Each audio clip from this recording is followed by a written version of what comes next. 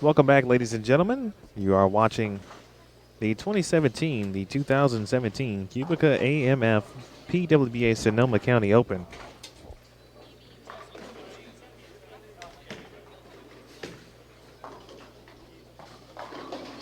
You're watching round 2 qualify.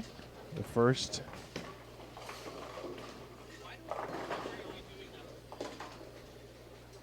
the second round, I beg your pardon. Again, the second round 2. This is the first game of 6 additional. Will be 12 total after our 2 rounds are complete.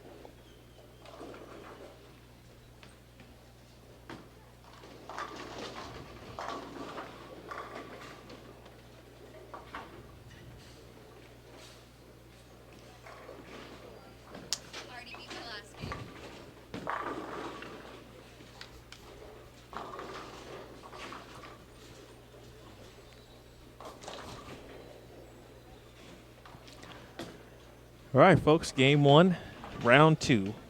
You are watching 25 and 26, Linda Walbaum, Tish Johnson, Kim Power,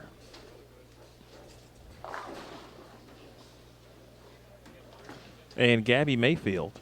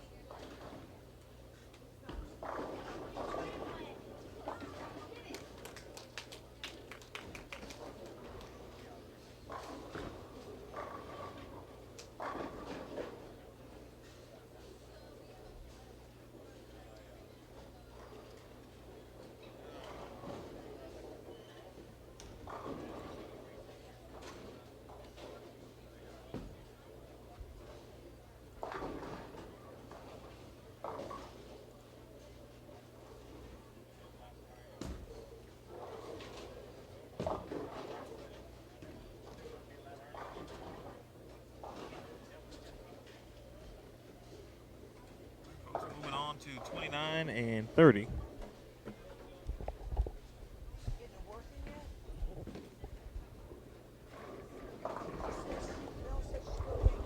said, is it working yet? No.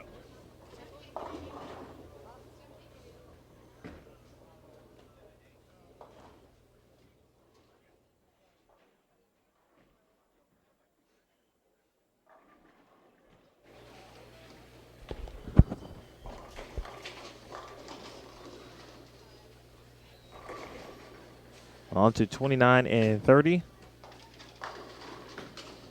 Shannon O'Keefe, Angie Ramirez Perea, Stephanie Martins, and Jennifer Reven.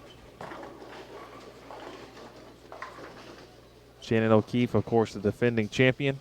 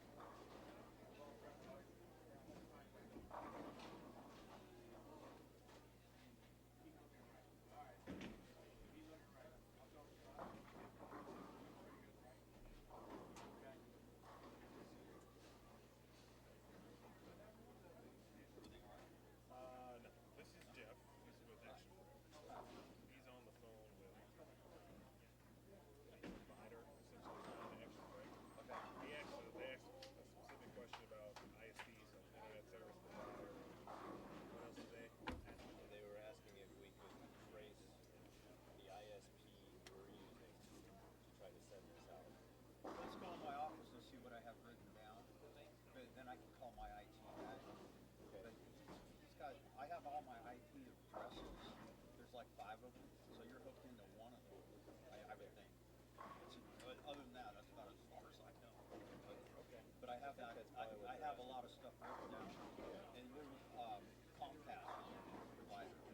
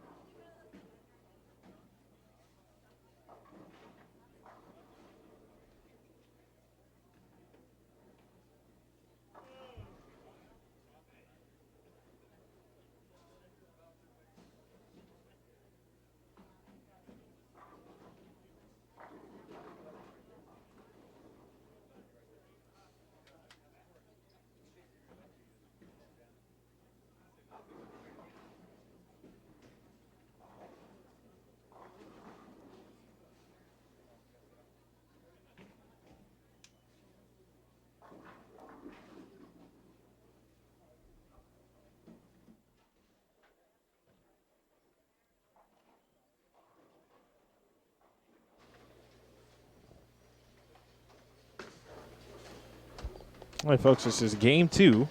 Game two of round two. Qualifying here at Double Decker Lanes. 2017 QubicaAMF PWBA Sonoma County Open. Emil Williams Jr. here with you. You are watching 25 and 26.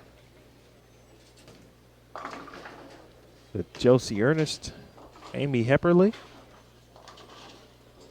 Summer Jasmine, and Christina Zerbinski. On 29 and 30, Rocio Restrepo, Carla Allsgood, Megan Kelly, and Alicia Curran. Those are our featured pairs for the day. They have been and will be for the majority, actually not the majority, all weekend.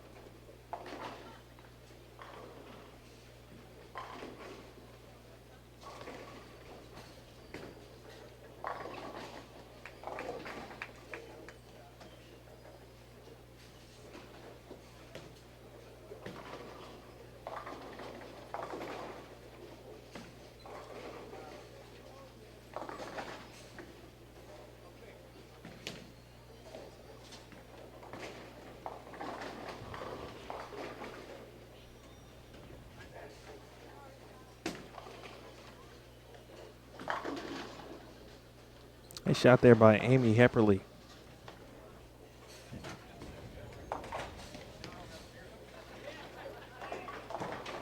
Amy from Stockton, California. The amateur, and Zerbinski, the open in the fourth frame. Summer Jasmine now on a double. Summer from Beckley, West Virginia.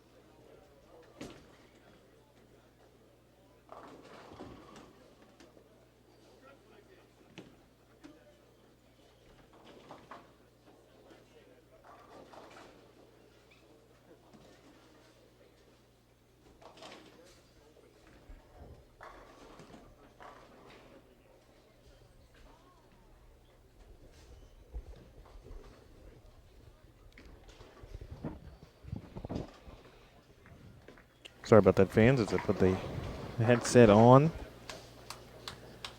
Into the 6th frame on 25 and 26. Here's a good look at Summer Jasmine. Summer lofting a little bit. She'll take it. A strike in the 6th frame. Let's take a peek on over at 29 and 30, where Rocio Restrepo and Alicia Current. Well, doing some good things along with Megan Kelly and Carla Allsgood. Alicia Curran up in the 5th frame. See her nestled up close to the ball return.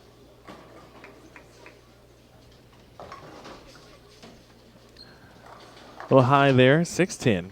And Megan Kelly now will step up on 29. Megan Kelly spare, 8 spare, 9 spare, 9 spare open. A split in the 4th frame.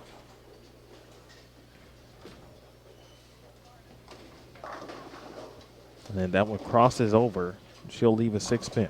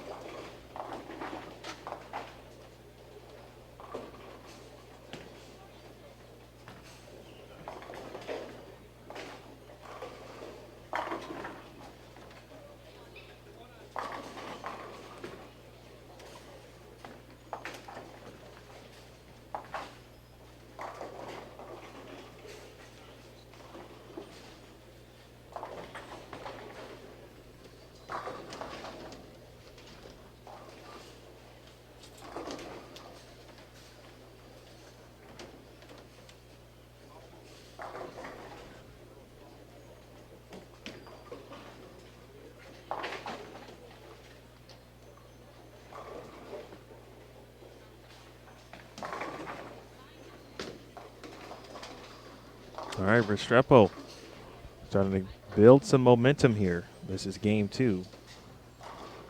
3-bagger in frames 4, 5, and 6.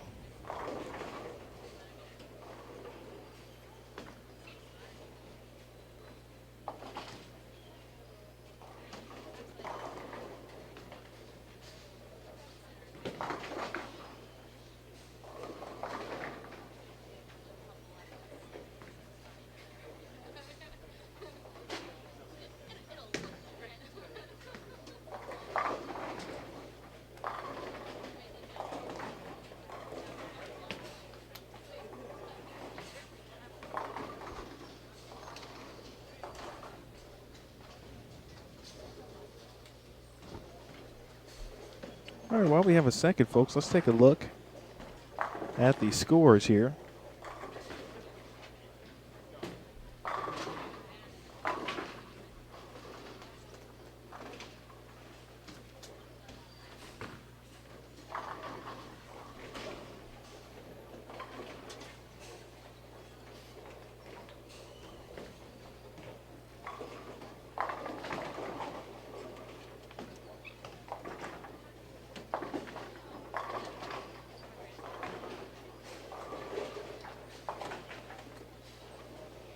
Diana Zavyalova, who shot 278.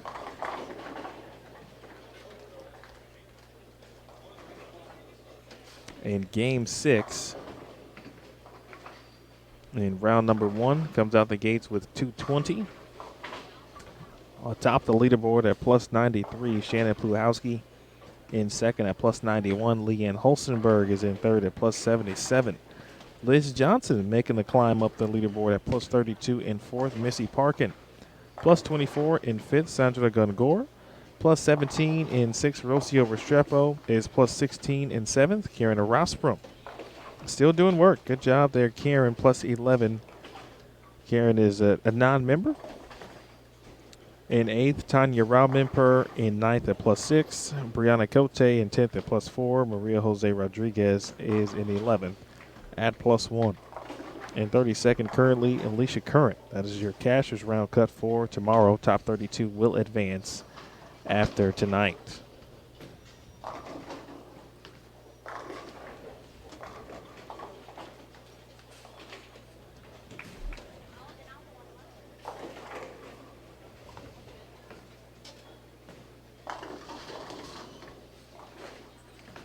So Restrepo on the 3-backer.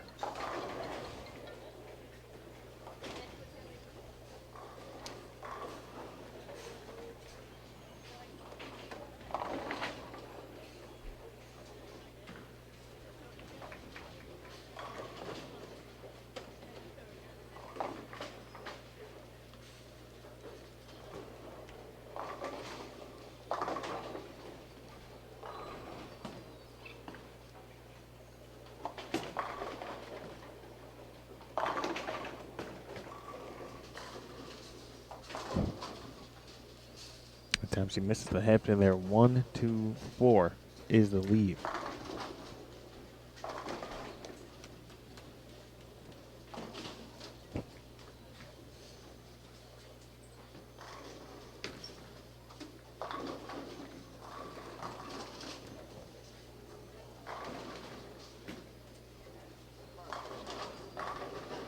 That shot from Curran.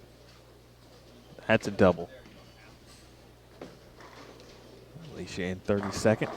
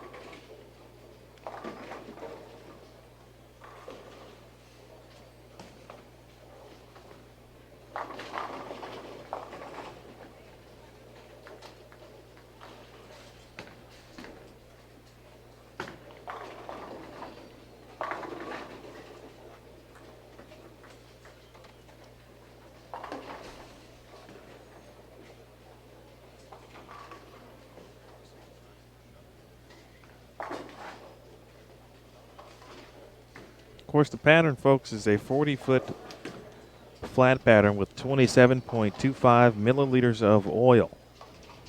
Essentially a 1-to-1 ratio.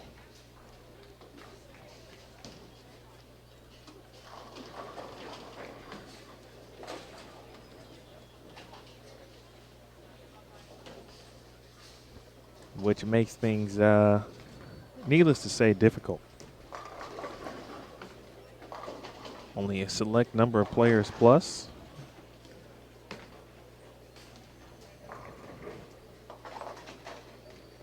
Here's Josie Ernest. Josie trying to get some help, and she gets a break finally. As she gets a roll on the 10-pin.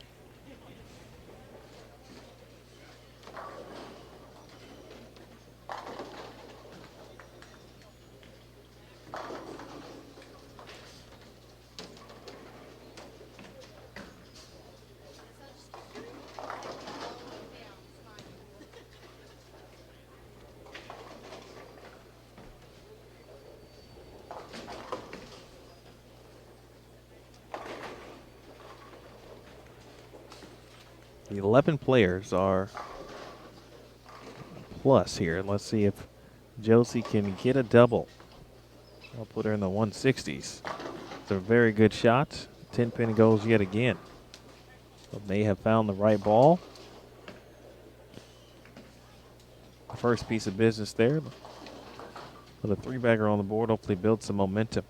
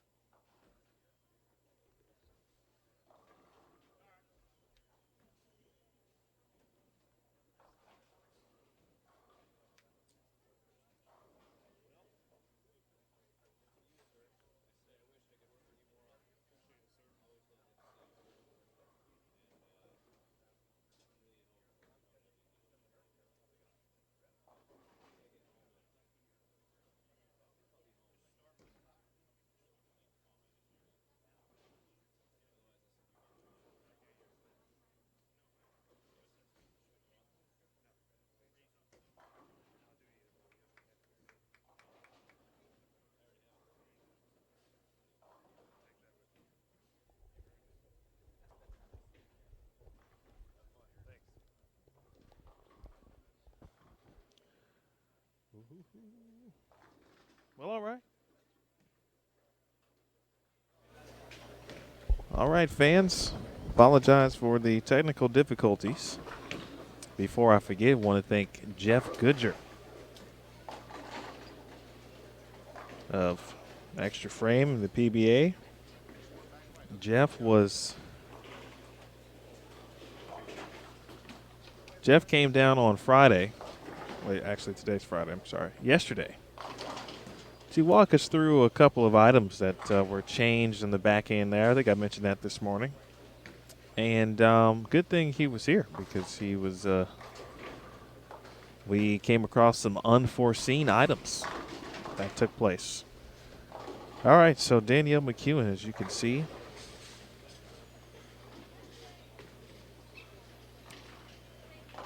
off to a good start here. This is game 3 if you're just joining us. And I hope that you are at this point.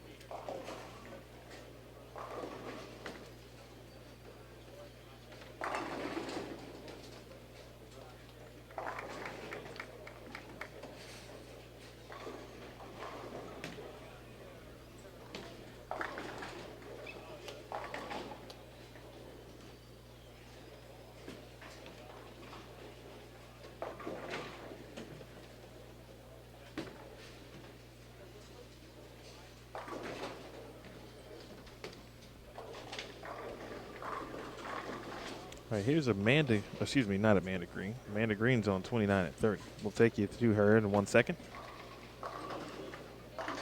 Just left the 4.9 on what was a pretty good shot. We'll get a chance to see Amanda Green, 2015 Pepsi Lincoln Open champion. Kelly Kulick.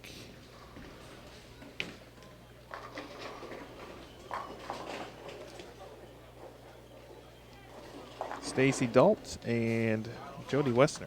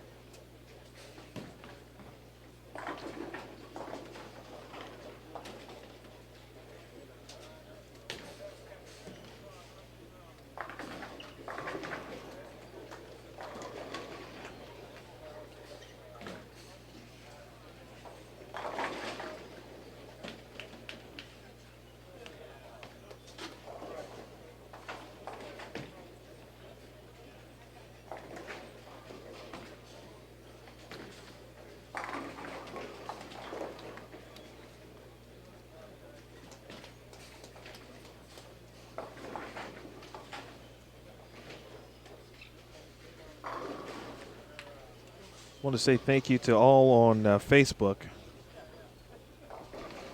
Unfortunately, of course, we had to let you know we had technical difficulties and just posted that certainly we are back, but many of you have already taken notice. I want to thank you all. What we went through essentially was something that we had no control over. So I would love to be able to tell you that I hit the wrong button.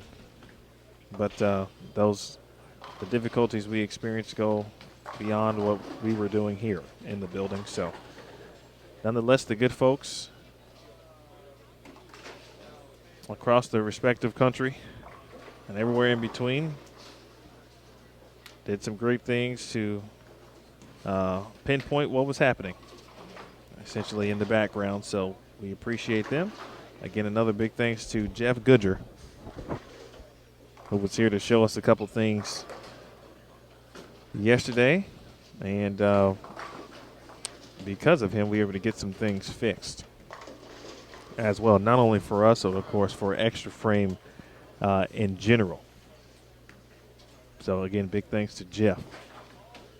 If you see him, tell him hello. We sent him to the airport with a cupcake. If that helps, tell him he's earned it. All right. Now to get caught up. First of all, my name is Emil Williams Jr. Thank you for watching. Many of you followed me during the break. I appreciate that.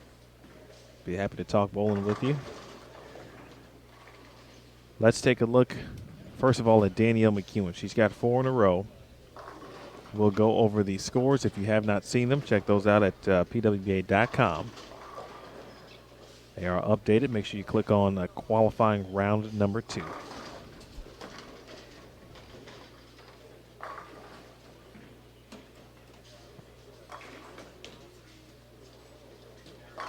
Uh-oh.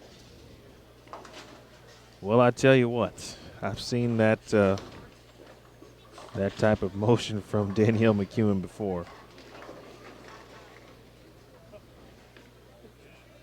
That ball looks pretty darn good. She's got 5 in a row. Now let's take a look at 29 and 30. Again, game 2, round 3. Unfortunately, the second 4-9 split we have seen on that lane. Amanda Green left one. Jody Westner now has left one as well. Haven't seen Kelly Kulik today, and now we will get a chance to see her on lane 29 coming up.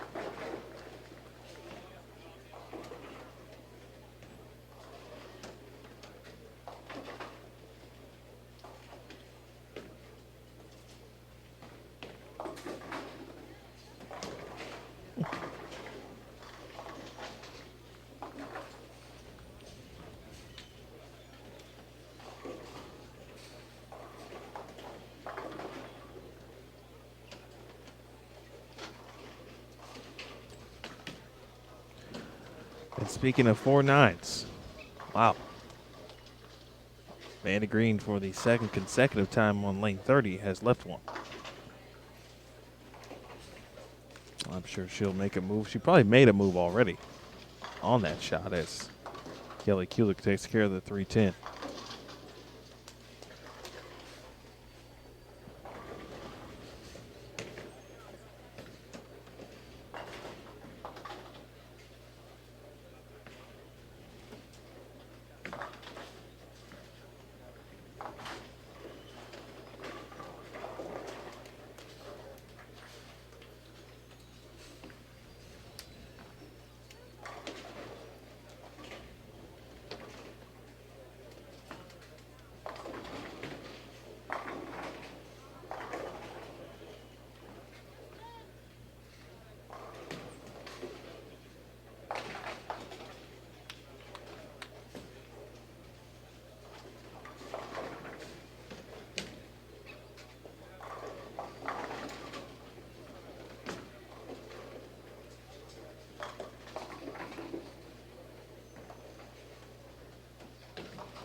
Here is Sarah Dalt.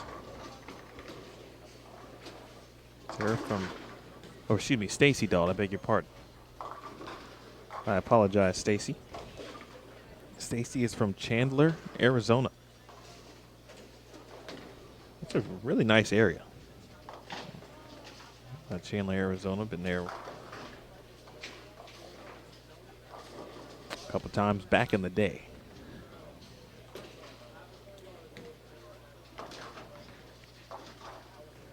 I believe it was 29 and 30 that earlier, towards the end of round number 1, that was giving a few fits. And it seems to be doing a little bit of the same here. This is game 3, round 2. Overall, this is game number 9. Open frame there for Dalt.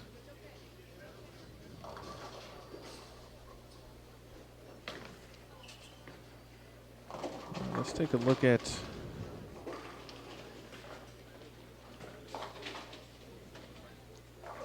Amanda Green.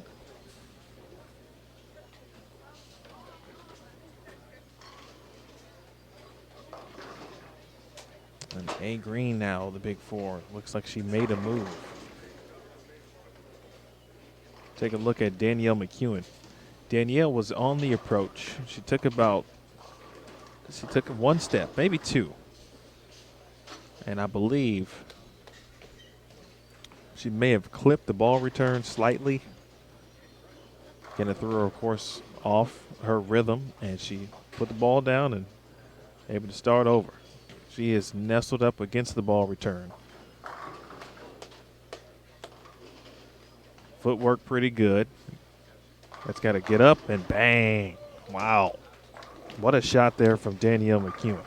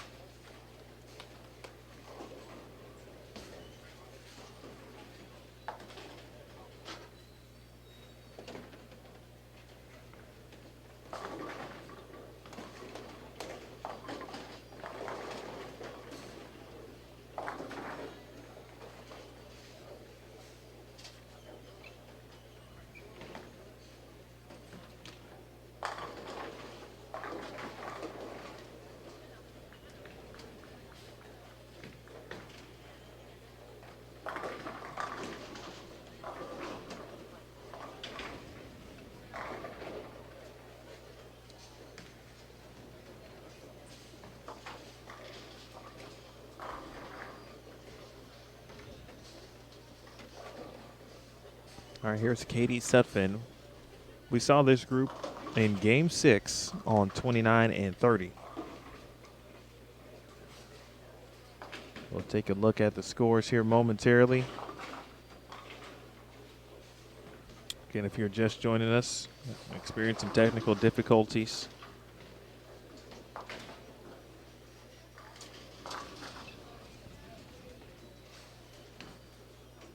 Danielle slightly off screen.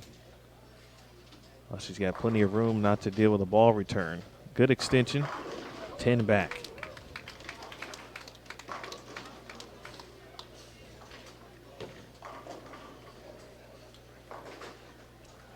Not sure it gets better than that right there, folks. Now, same thing here, off screen as well. Ladies getting left. Here's Kelly Kulik.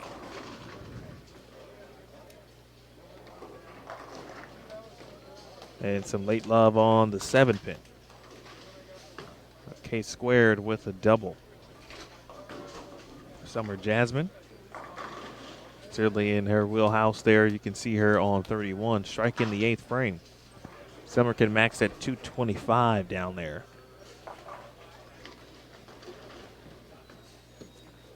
Katie Sutphin off camera left there as well. Everyone has left, and pretty much a lot of folks have been left. A lot of players have been left. You saw a very nice video, of course, from on the PWBA Facebook page. Jason Thomas. A shot from Jody Wessner. You saw a variety, couple styles there. Of course, you saw Shannon Puhowski, lefty. Diana Z playing in a little bit. And you even saw Missy Parkin still playing straight up the boards, essentially near 5.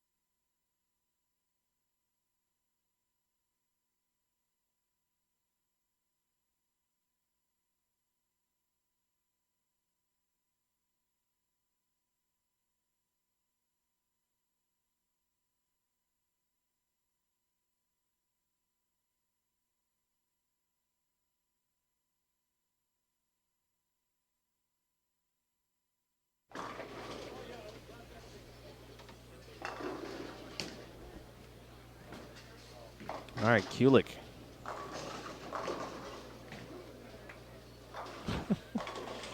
He's the old tap to the ball return.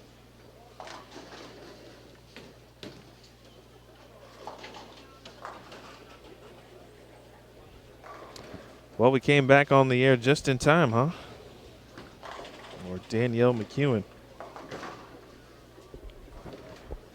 Apologies to the family and friends of those who were on our featured pairs, of course, during games 1 and 2. Again, those technical difficulties out of our control on the back end where things take place with New Lion. All right, so here's Danielle.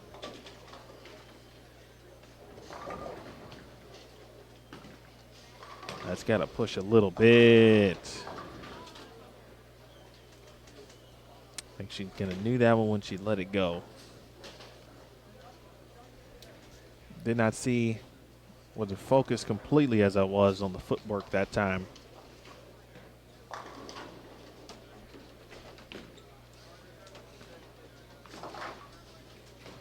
I know she'd love to have that one back, probably start over a little bit.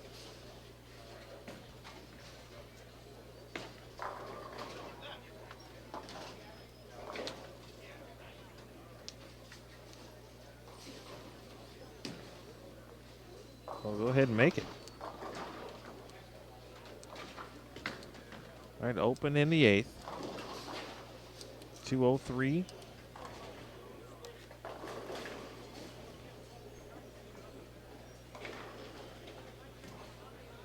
All right, so after 8 games of play, your leader is Shannon Pluhowski at plus 84.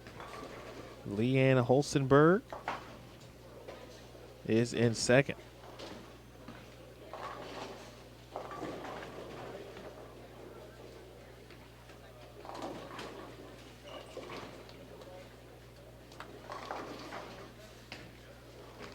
Leanne, of course,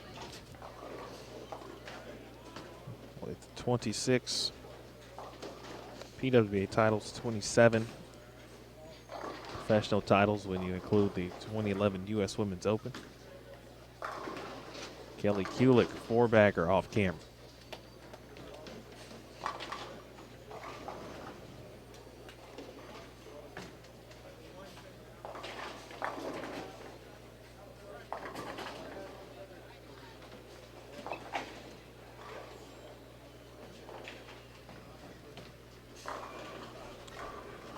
Well, what a blessing this is. Thank you to Neil Milligan, Director of Operations here on tour. Tournament Director providing some hot tea, which is much needed at this point.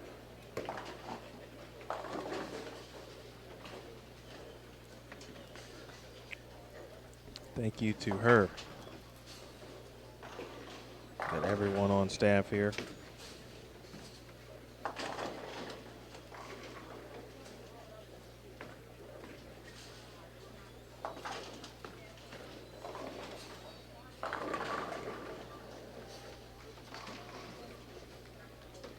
All right, Danielle, let's see if she can get back on it here. No ball return restriction, good extension again. I don't think there's any doubt that if everything is clean on the right lane,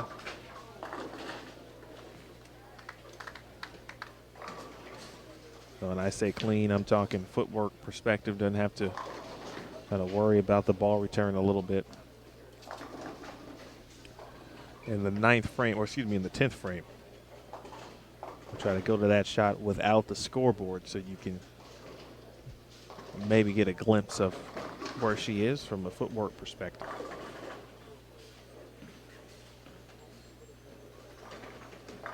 And here's Sutphin. Katie looking for a spark here. I would have read really early. Over to 29 and 30.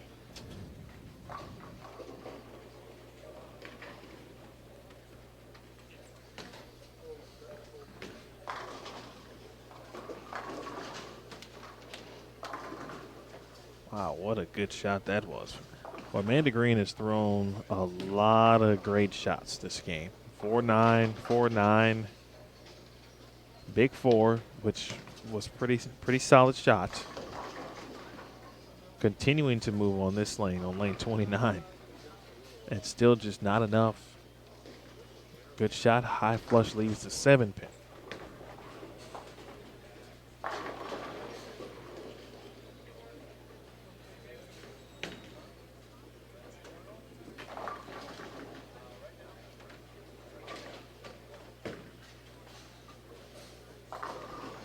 The clip I was referring to earlier with some of our players, Missy, Diana, Shannon, it is called PWBA Round 1 Clip Reel. Be sure to check that out on PWBA, excuse me, the PWBA Facebook page. I beg your pardon.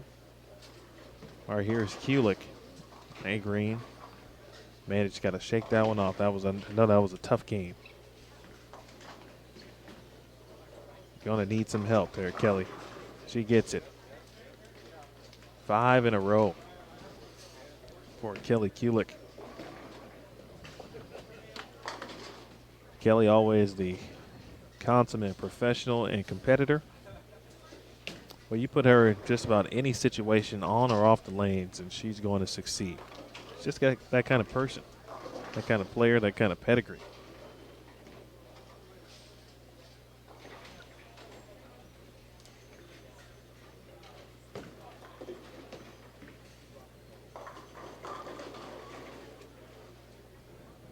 No scoreboard there.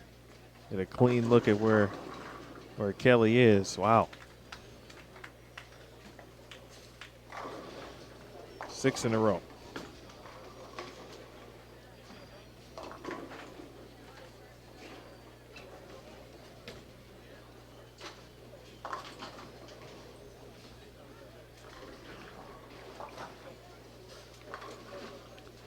$175 for Jody Wessner, $135 for Stacy Dalt, $154 for Amanda Green, who threw it way better than $154. All right, one last time here for Kulik. See directly, or maybe just to the right in front of the ball return.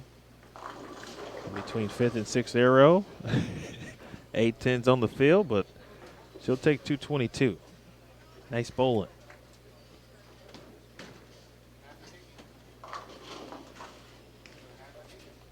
All right, now to 25 and 26, Danielle McEwen.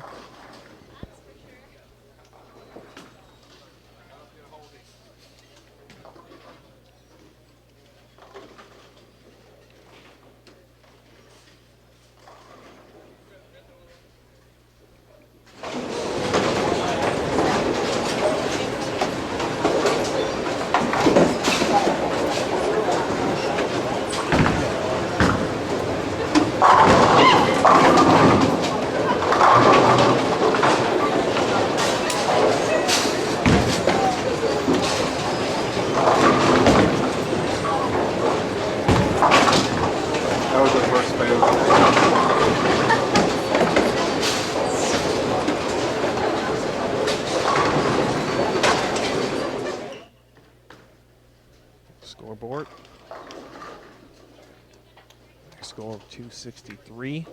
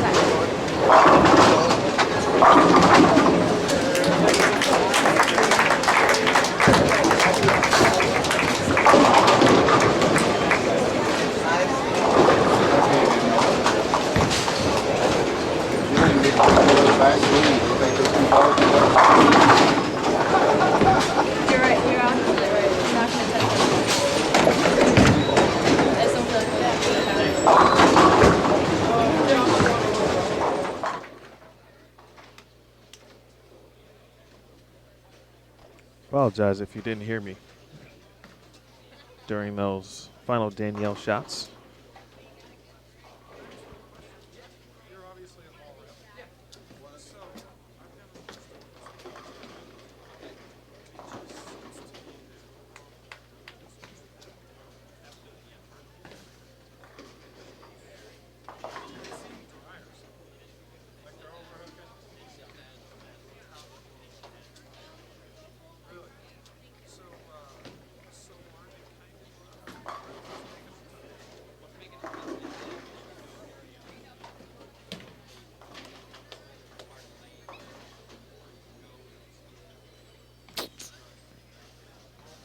Well, at least we got to see, of course, Danielle's shots there.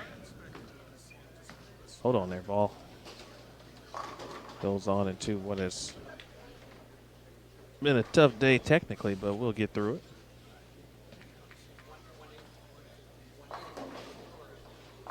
What did he say? It's the first day, right? First day of school. You kind of gotta get the rust off. Kind of yawn a little bit. But we're okay. But no bowling going on. As players now making the relative jumps, if you will.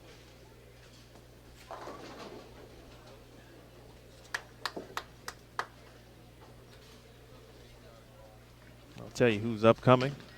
It's Tadiello. And we'll finish it out 152. But again, this pair highlighted by Danielle McEwen. Phenomenal job. 263. You probably didn't hear me talk about it, but that's okay. You got to see it. And just like that, Game 3 has come to an end. Game 3 of 6 in round 2. We'll do my best to make sure Game 4, games 4, 5, and 6 will be a delightful pleasure for you. I tell you what, one of the more interesting groups, I talked about it earlier today, it's time for them to arrive on our featured pairs. Maria Jose Rodriguez, Karen Rosbrom, Daria Payuk, and Samantha Shaden, all about to check out lanes 25 and 26. On 29 and 30, we'll have Leanne Holstenberg, Paula Vidal, Colleen Radin, and Lindsay Boomershine.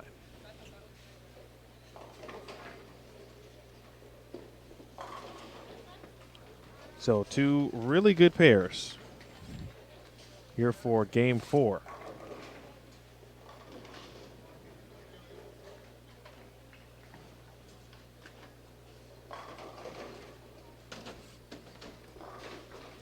Not much time needed.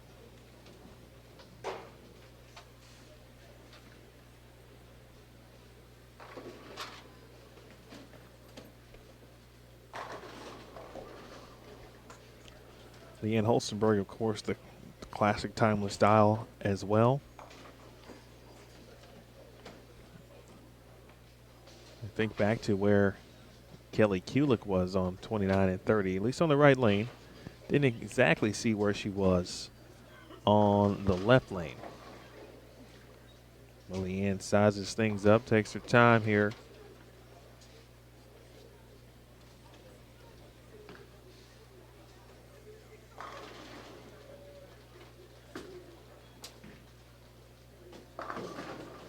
All right, 4-pin, pretty good shot to open things. And she'll probably make a move on that lane. Here's Samantha Shaden on 25 and 26. 2-4-5 for Samantha to start.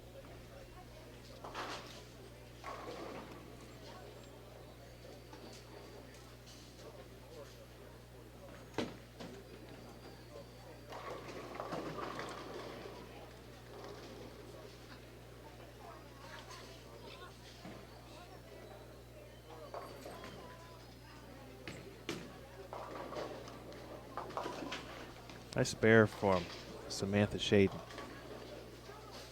I mentioned Daria Payuk. Let's check out first Lindsay Boomershot. She is in front of the ball return as well.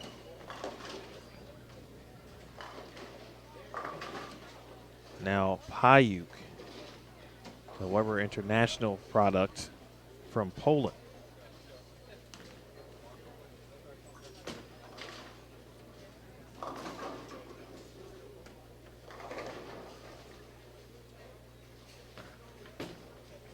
Should be a very interesting last 3 games from a lane play perspective.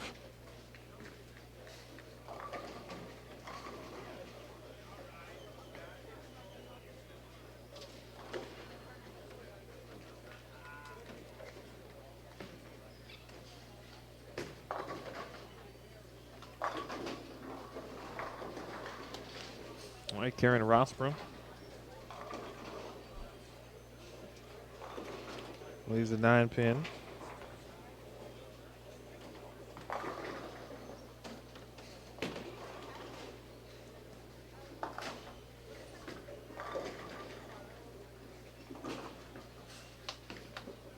The spare there from Payu, 2-8.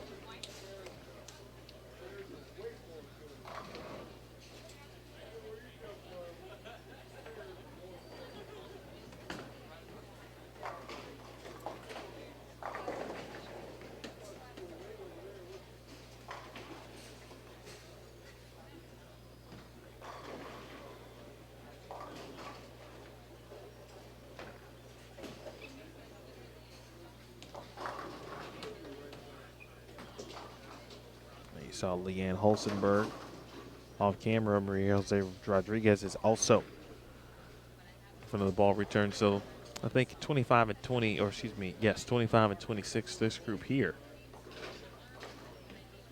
It's going to be one to watch again. At this point, though, for those who aren't still playing right, and I'm not sure if they are, and I'm talking about a round 5 where Missy Parkin was still playing early on, towards the end of, especially to the end of round number 1. Olivia Dodd.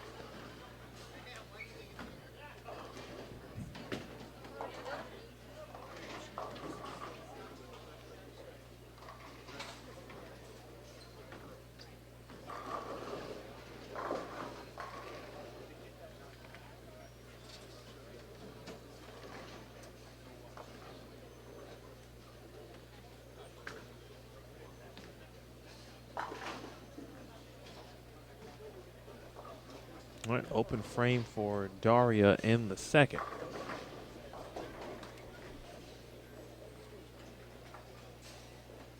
Payuk has had some success. Mentioned her collegiate background with Weber. Helped them win the intercollegiate team championship title on the women's side in 2016. No love on the 9 for Shaden.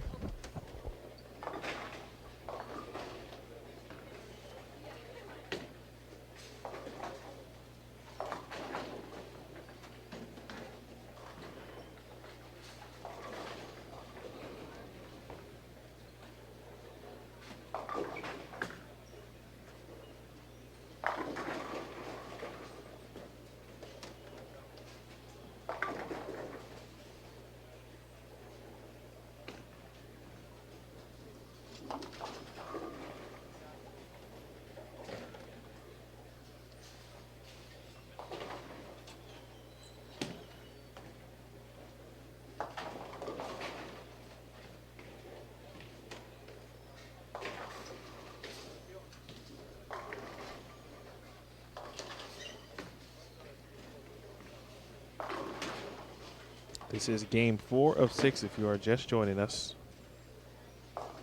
of round number 2. Top 32 will advance. Miss spare there for Rodriguez. And frame number 2.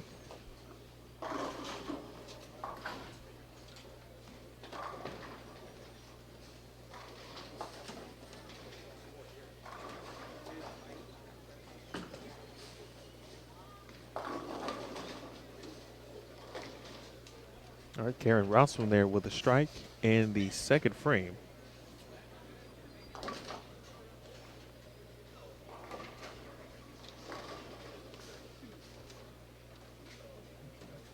All right, no one going yet on 29 and 30. Back over to Samantha Shaden. A bit of crossover. Hit the tap on the 6.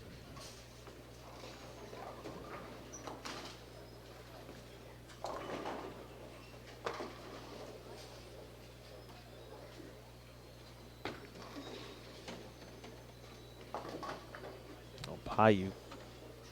So our count the boards, make sure she is properly lined up. And she will give it a little loft. That looks pretty darn good for about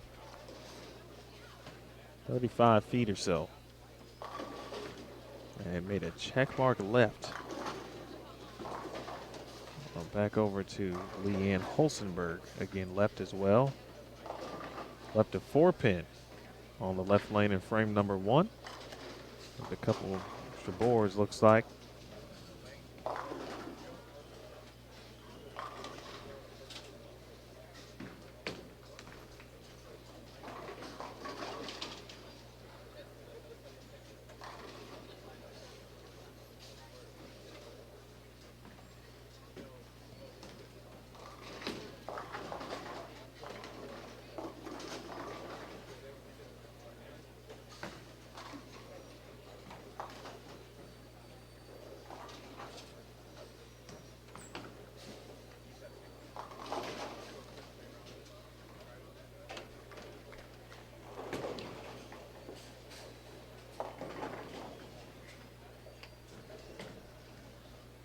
Score update should be coming soon.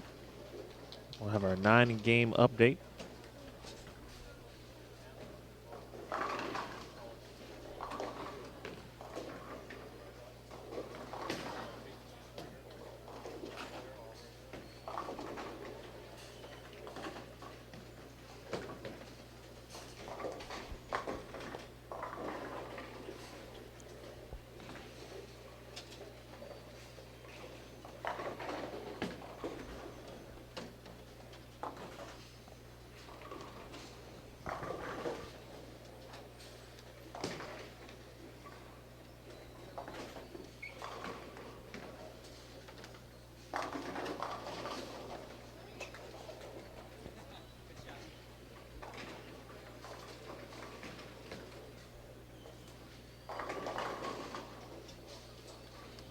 Olsenberg spare double. Take a look at Leanne's games. 200, 175, 207, 212, 223, 255. That is round number 1. So far today, or round 2, I should say, 205, 193. Low game 175. And that one take off down lane as well, but single pin leave. Easy spare for Holsenberg coming up. Take a look at Colleen Radin. Colleen from just down the way here in Santa Rosa, California. And we are live from Sonoma County. Rohnert Park, to be exact.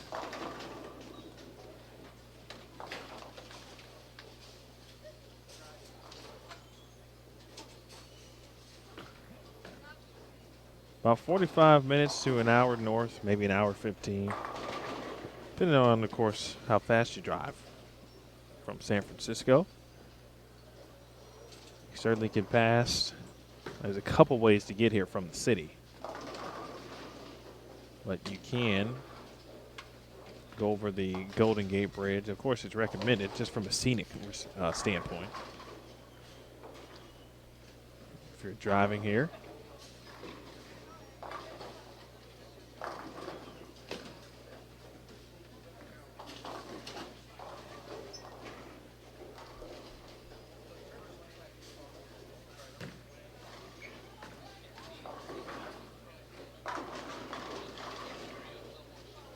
Really good shot off camera there for Maria Jose Rodriguez. Couple good shots from her now, as well as Paula Vidal. It's a 2-4, 5-6.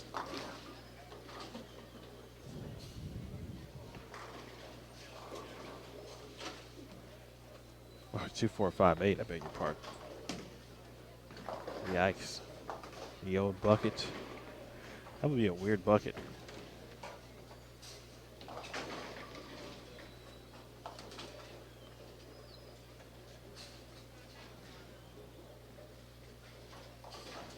All right, back over to 25 and 26. Highest game of the day, I believe, belongs to Diana Zabulova. Shot 278, game 6, round 1. to end that block.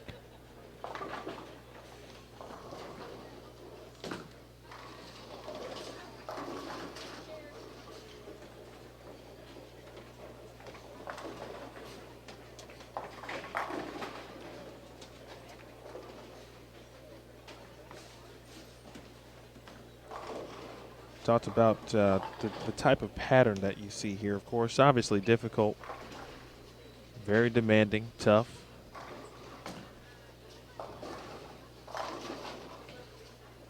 But you may start to see a few names that you don't normally or not used to seeing. Get into the top 32. You know, when every pin is super important, of course. Spares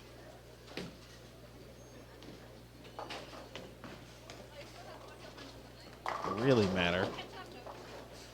Right now, the cut line minus 115. So if you're hanging around that number and somehow find a way to string 2 solid games together, you're looking at something here.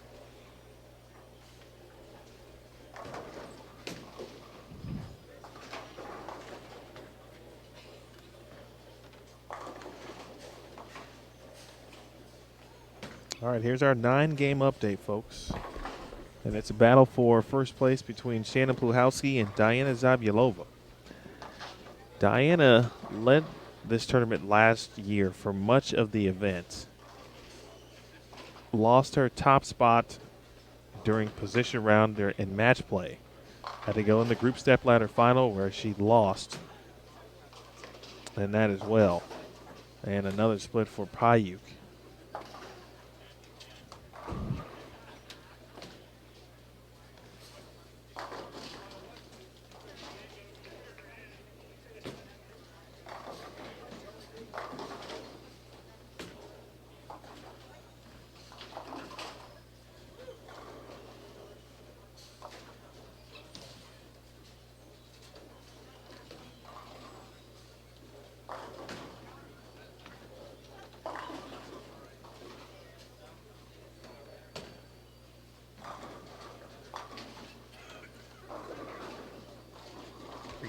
For Karen Rosborough.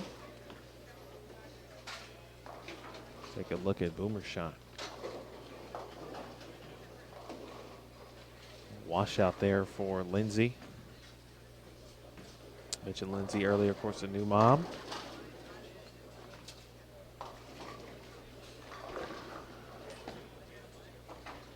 Saw a tweet earlier from Jessica Abel, also a new mom. Congrats to Jess, her husband Ryan, and their son Rory, who was watching Extra Frame. I sure hope that he did not make a funny face as he listened to me. Shout out to Stephanie Johnson, her husband Chris, on their second child. Kinsey Rose was born in March. Steph will be out later during the tour season.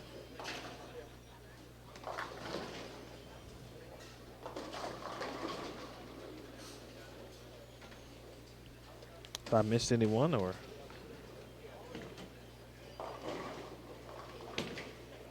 who is sharing in the joy of being a first-time parent or a parent again, congratulations.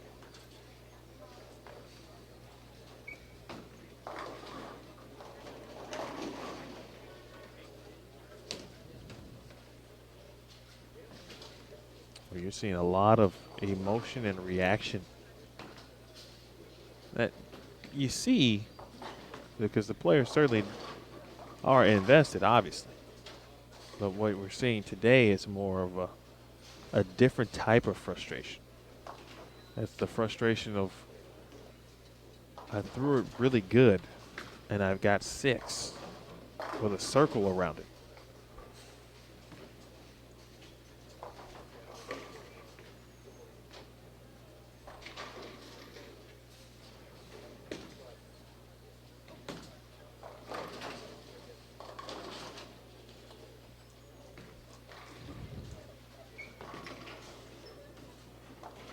All right, back to our standings. Again, Shannon Puhalski, Diana Zavyalova, plus 71 is Puhalski. Zavyalova at plus 70, plus 70. Leanne Holstenberg is in third at plus 39. Right off her game, she's coming off her low game of 169.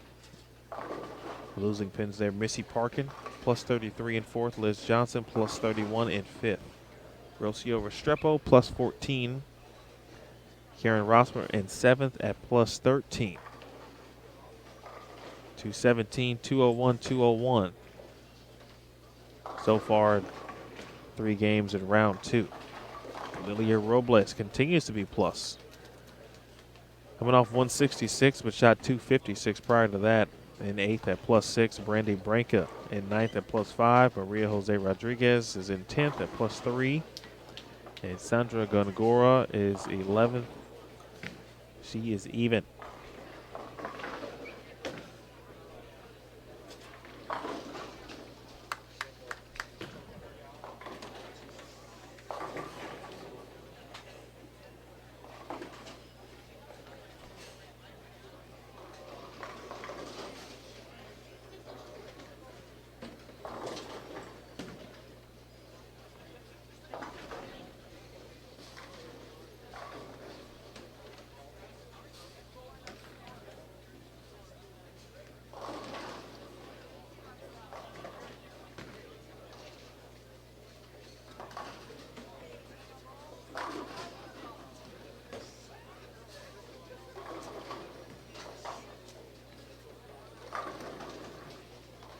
Something different there for Boomershine.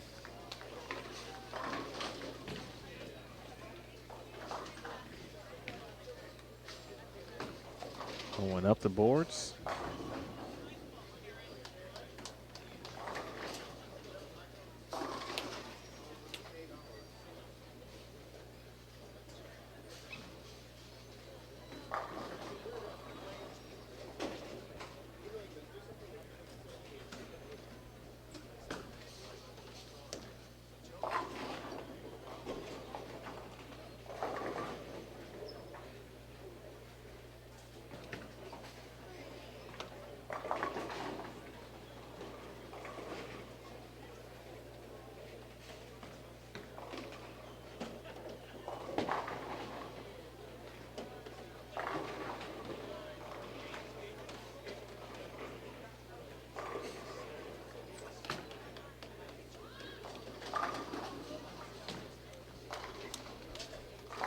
Well, if you heard something there, that was Daria Payuk. Much needed double in frames 6 and 7. Let's watch the adjustment for Leanne Holstenberg. Split, back to back.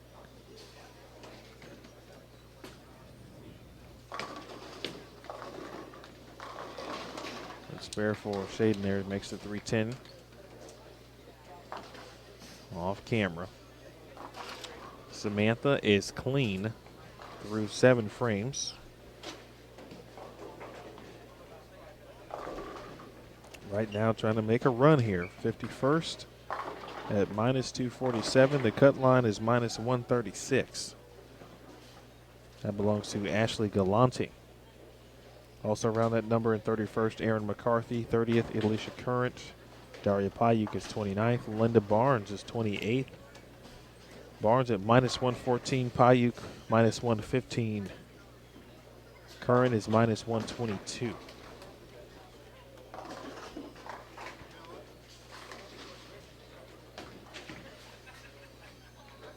Deandra Asbeatty is in 27th at minus 108.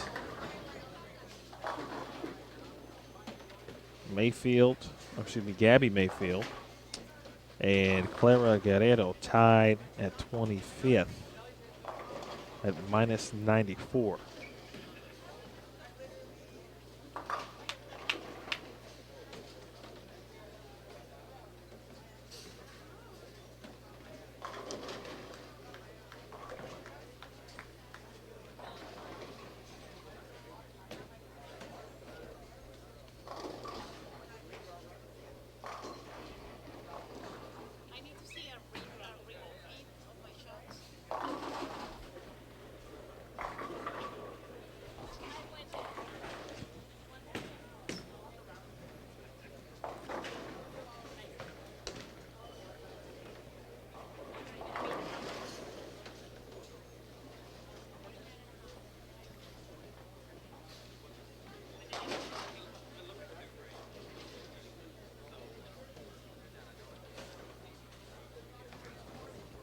Here's Shaden again, clean through 7.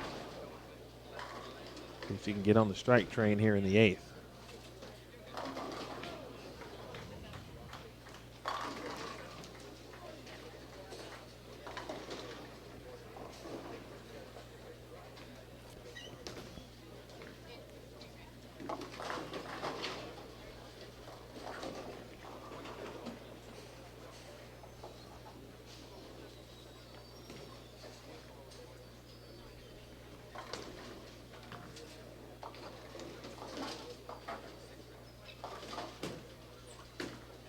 Payuk for 3 in a row. Wow. Actually had enough room on that lane. I'm waiting for the first person, and that's probably someone out there who, when they play in, actually enjoys things more on the right lane as opposed to the left lane. Nice spare there for Shaden again, throwing plastic. We've seen it all day, folks, on this condition. Anything in the middle of the lane, we've seen plastic balls right up the gut.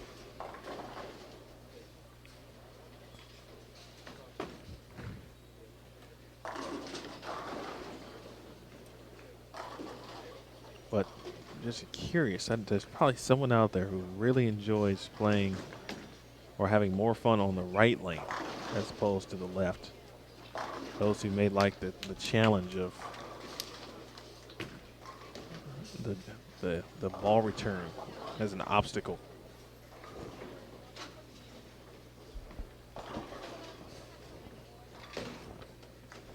There's Karen Rosbrom, who has had a lot of fans. Had some folks reach out, let us know they were watching Karen and supporting her via Twitter. She hasn't let them down. She's bowling very well.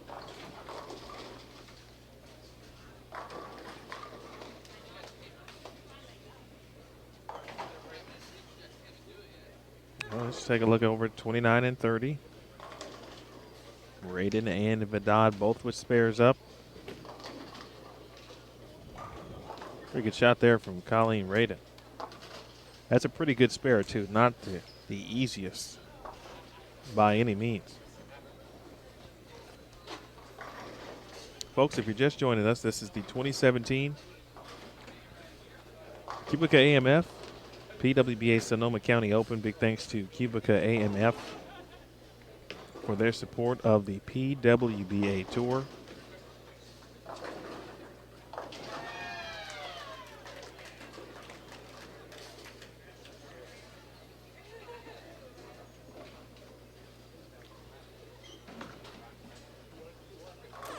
Heard the round of applause there for, I believe, was Danielle McEwen.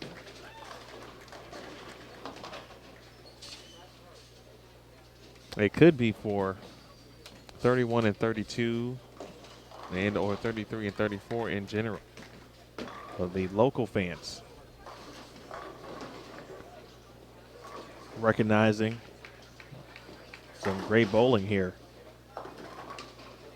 in their area here in Rohnert Park.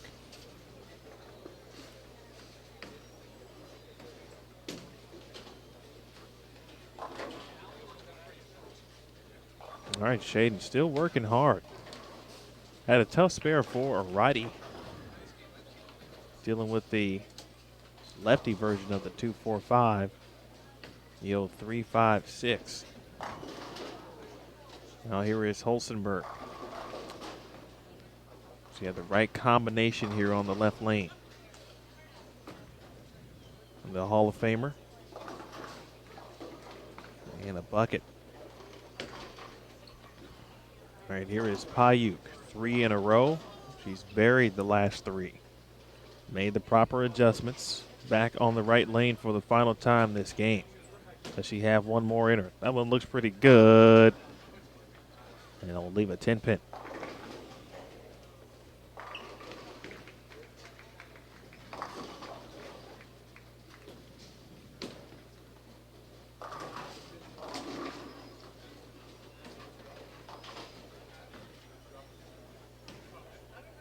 Well, a lot of long faces. A lot of struggle faces.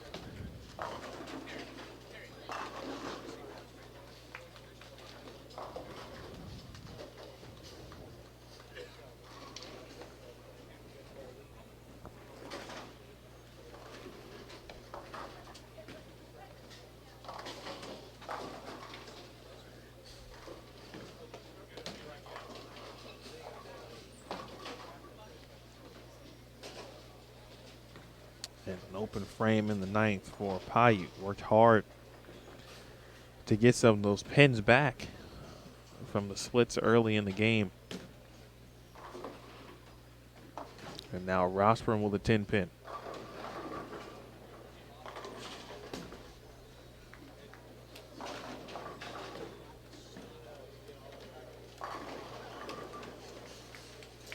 Rosburn pacing here at 170. Rodriguez has thrown some good shots here in this game. Not completely in front of the ball return, just in front of it on the same line. Liked it. 4, 6, 7.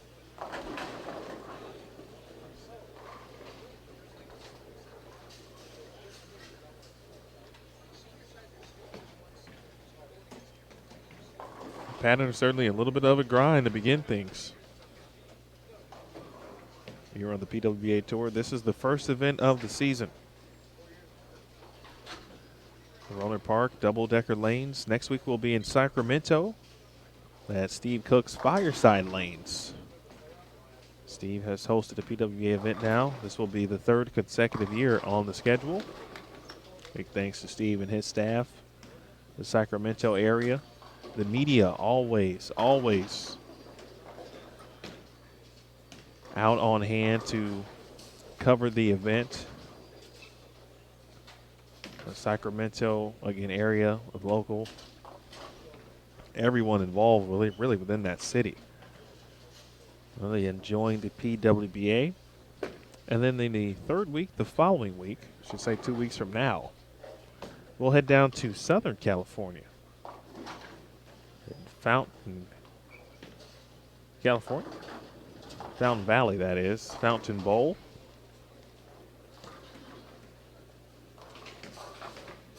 That is Mother's Day weekend.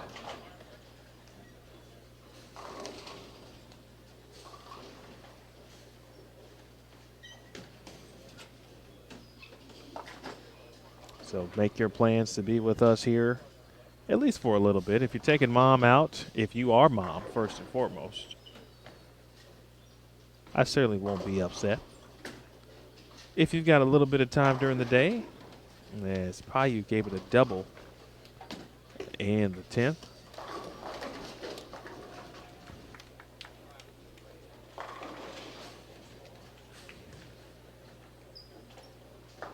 Ball change here on the fill for Leanne Holsenberg. Strike will give her 183.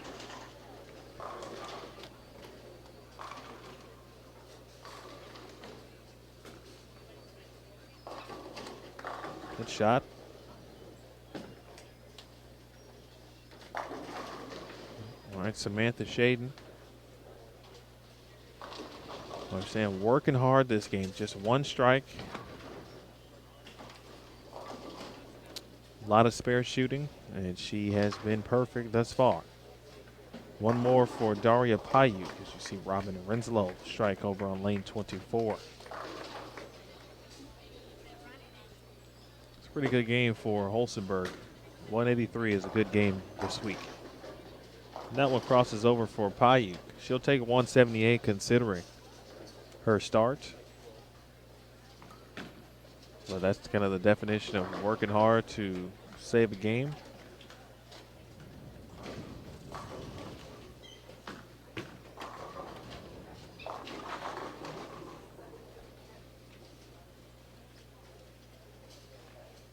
Again, the cut line right now is minus 136.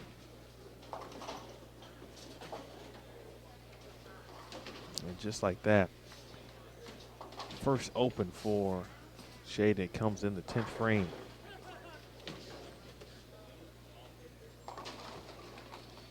I may have jinxed her there, talking about her great spare shooting this game.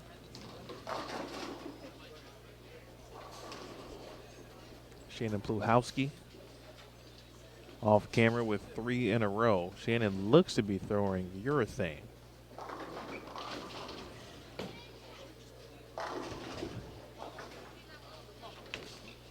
A good shot for Rodriguez. She has just about owned the left lane. Struck in the 8th, struck in the 6th, struck in the 4th. Did hit the pocket, left a 10-pin. Open in the 2nd. Big 10th frame for Rostrom here.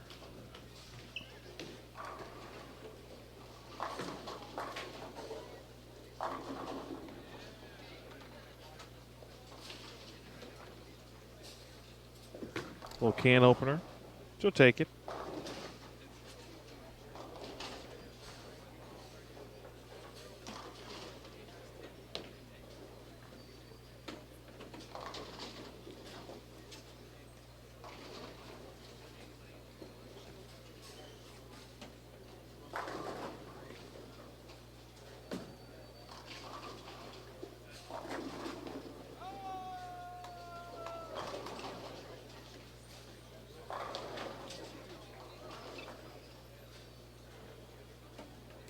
Rodriguez looking for a double.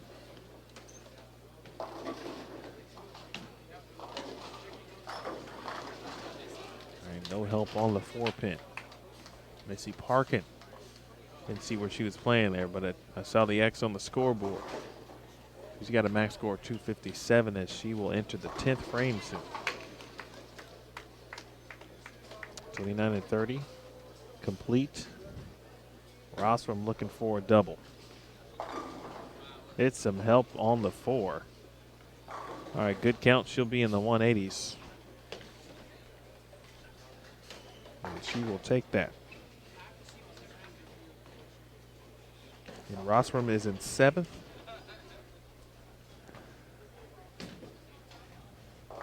Plus 13. She will give a few back. And no matter what, but big double there. Minimizing the damage.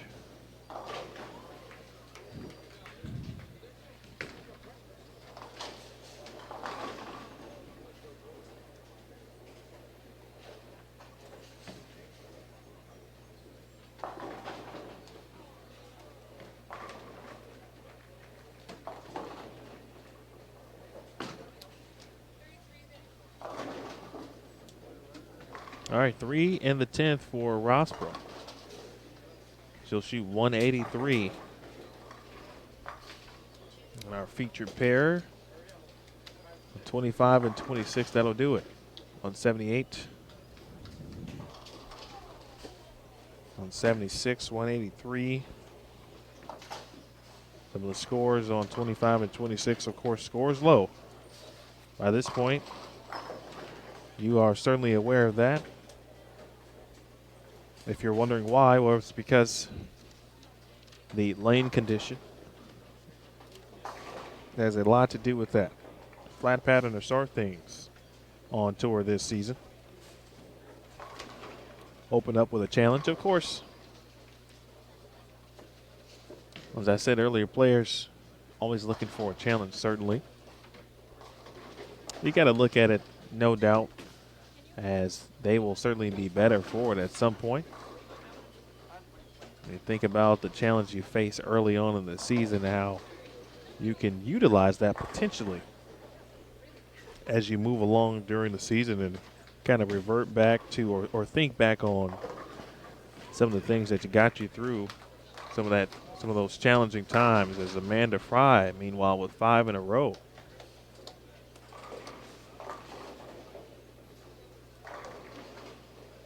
Hey, folks, while we got a little time,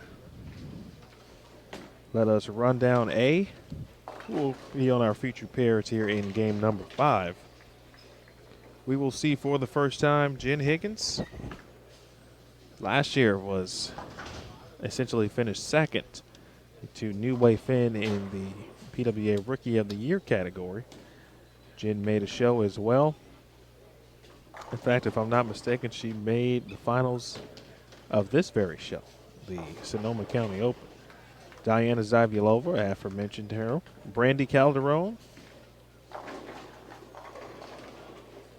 And Jacqueline Matsutani from Pleasant Hill, California on 29 and 30. We'll have Karen Russell, Missy Parkin, Brooke Bauer, and Liz Colkin. Again, be sure to check pwba.com for all of your results. Click on the live page. There'll be a slide banner that will appear immediately. Click on that. It says QubicaAMF, the name of the event, PWBA Sonoma County Open. Click here for coverage and results. That will take you to our live page.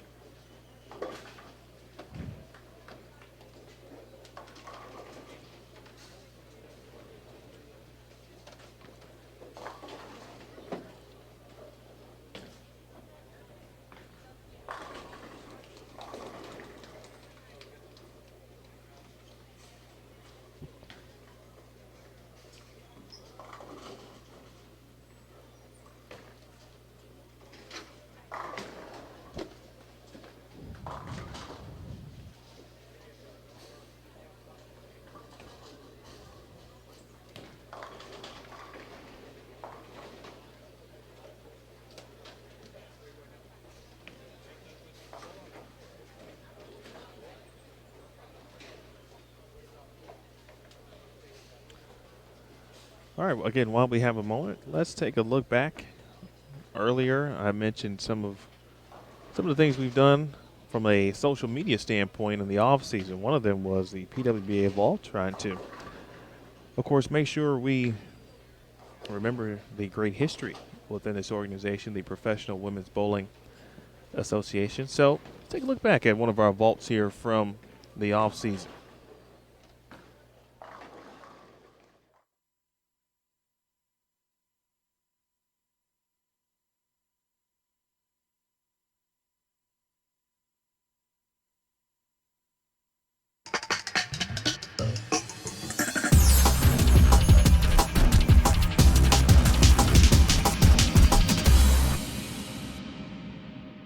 I bowled better than I had expected to have bowled, considering the way I've been feeling lately. And it's especially great that my sister and my little niece Kendall could come out. They had this planned about 2 months ago, so I guess it was a good omen that they were able to come out and join me. And, you know, good things happen, I guess. Well, there was some extra special meaning this week for Wendy, as well as what the meaning of the title would be. And there's her sister Blair and the new baby. Look at her, she's adorable. Kendall Lee Smith. Here. It does look that way. I thought maybe the fact that Carol had one in Delaware in 1992, maybe the city would bring her a little luck, but it was in a different bowling center. Again, it was in Holiday Lanes, not here at Bowl-A-Rama. She's still striking on lane 59, but best she can do here is 195. Wendy's not even going to need a mark. Increasing her chances for Bowler of the Year. Wendy McPherson-Papanos appears to be on her way to be the champion here in Delaware. Well, Carol will add yet another second place finish to her stats for the year. That'll be 3 for 1997. She has 1 first, now 3 seconds. If she goes on to lose this match, 1 third, 1 fourth, and 2 fifths. Well, in 92, she was runner-up to Player of the Year, and she had 4 titles that year. Wow. So once again, a runner-up position for Carol Giannotti Block. She finishes out with 192. Wendy McPherson-Papanos. Really just needs pin count. I believe like 6 pins on this ball would end it.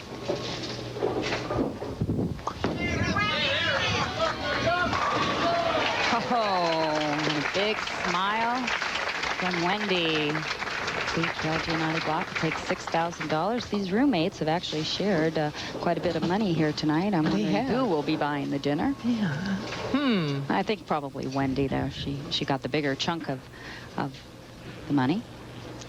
Do you think that they should maybe like buy the entire tour dinner here? Yeah, between the two of them, they could throw a nice party. That wouldn't be bad, you know. Cater the whole bit. Well, this is the second time they met each other for the championship this year. Last time was at the Lubbock Open in Texas. And Wendy McPherson-Papanos won that event. So Carol Giannotti would have liked to have changed things around tonight, but fate didn't have it that way. A big hug from Carroll, Wendy McPherson Papanos, our champion here at the Columbia 300 Delaware Open. We'll be back to talk to her.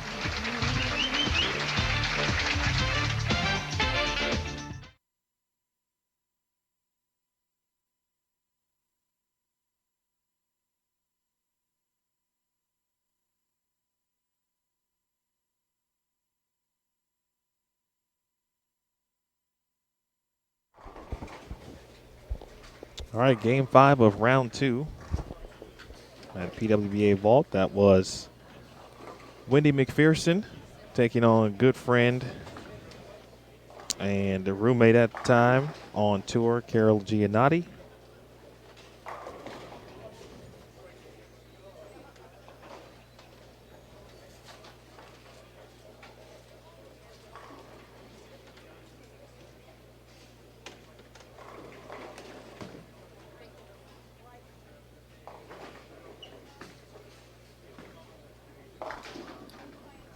That was the 1997 Columbia 300 Delaware Open. 20 years ago. Or Wendy McPherson. How about that? But those are some of the things. And if you've been following along on social media during the off season, you know Thursdays essentially was Vault Day, along with a little Throwback Thursday, if you will. We'll have a few of those throughout the broadcast. Also, if you recall some of our player bios that we did as well, we'll have a few of those on hand at your disposal. Play during momentary breaks in the action, just like we had just a little bit ago. All right, so again, Brandy Calderon, Diana Zavialova, Jacqueline Matsutani, and Jen Higgins on 25 and 26. Missy Parkin, Liz Culkin, Brooke Bauer, and Karen Russell on 29 and 30.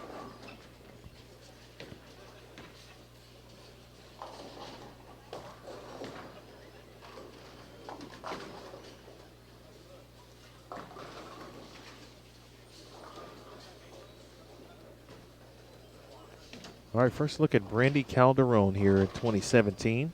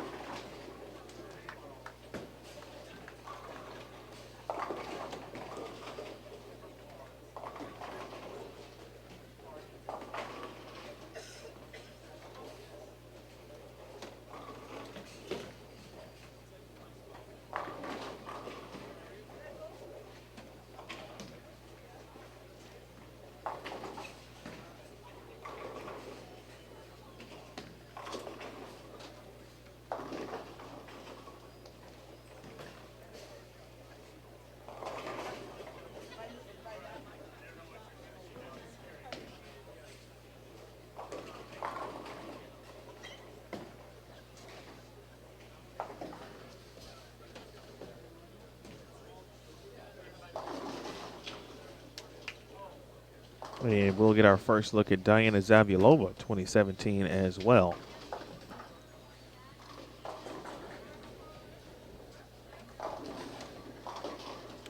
DZ3, one of the more interesting interviews we did last year at the Smithfield PWBA Tour Championship, which resulted in a pretty funny and cool bio.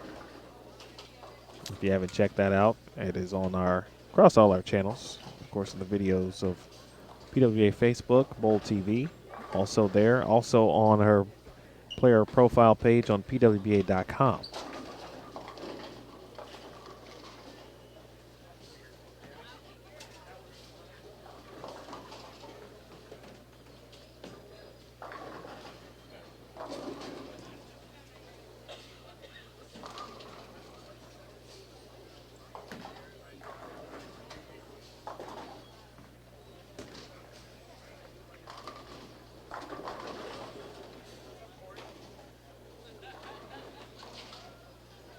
All right, Matusani takes care of business. Bowling going on over in 29 and 30. Almost one frame complete.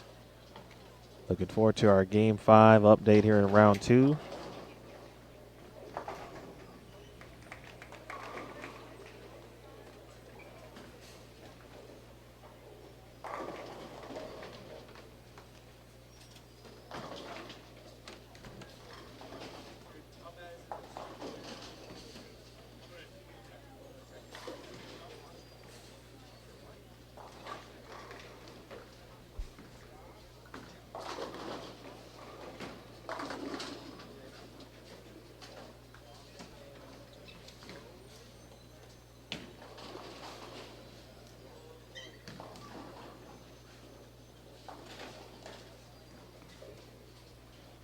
We're getting to that point, of course, of qualifying where you start to put the pen to paper.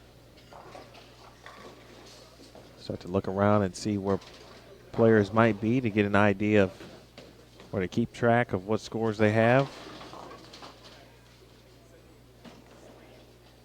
All right, here's Jen Higgins.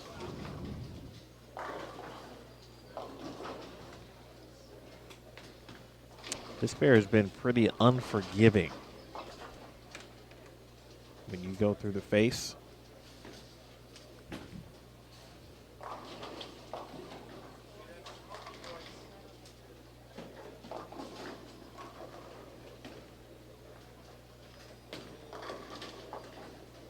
Mentioned the pattern, I'm sure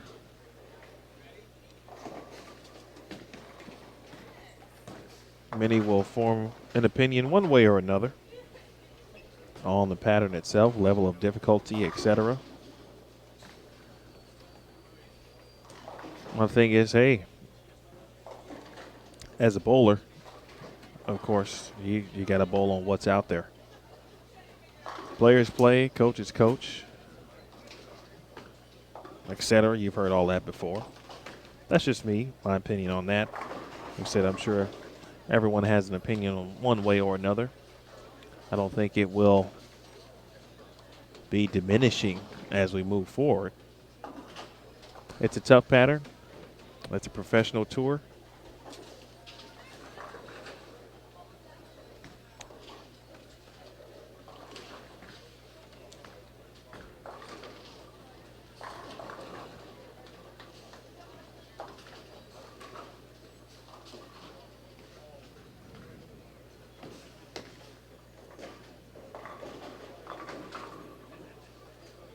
Good look here at Matsasani.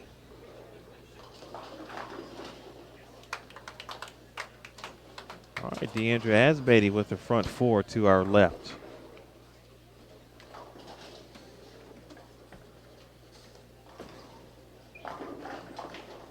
Pretty good shot there from Matsatani. She leads in 8-10.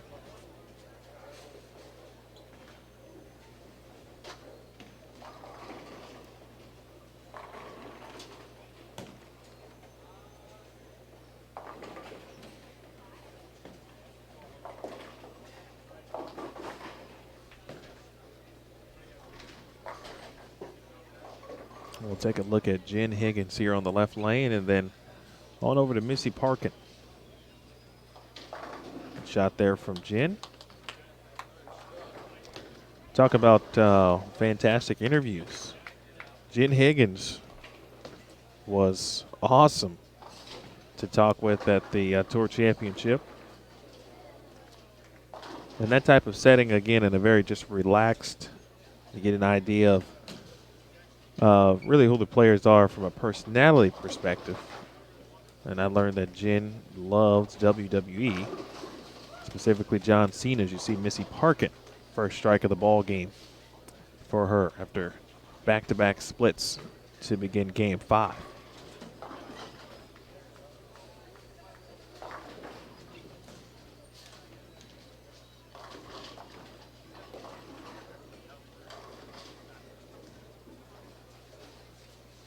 But Liz Culkin, a couple opens to begin things as well.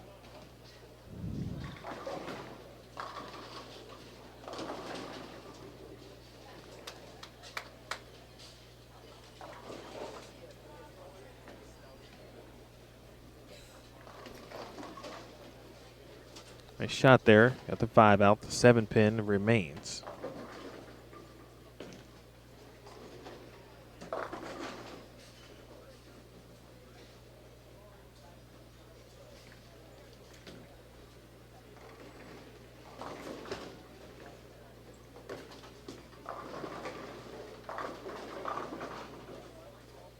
There's a little scoreboard there so you can get an idea of where Liz was.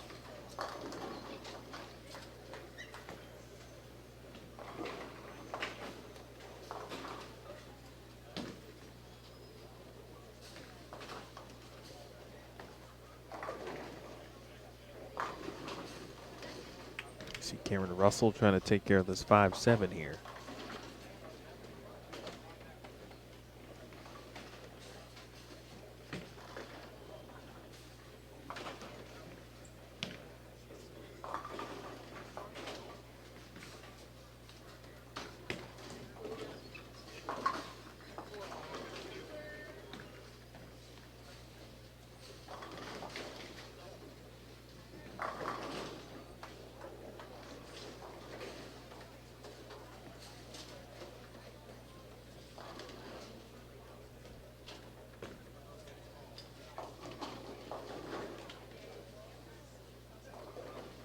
Quick look at Diana Zapulova as we saw Brooke Bauer there.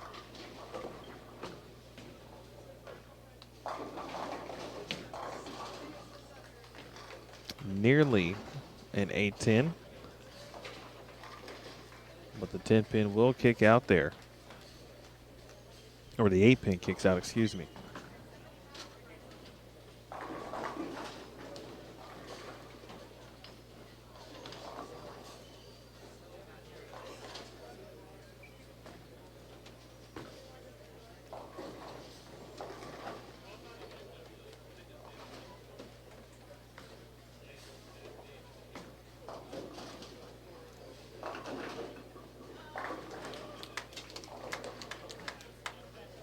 I get spared there from Calderon. Keep it on 29 and 30 for a few frames. Let's check to see.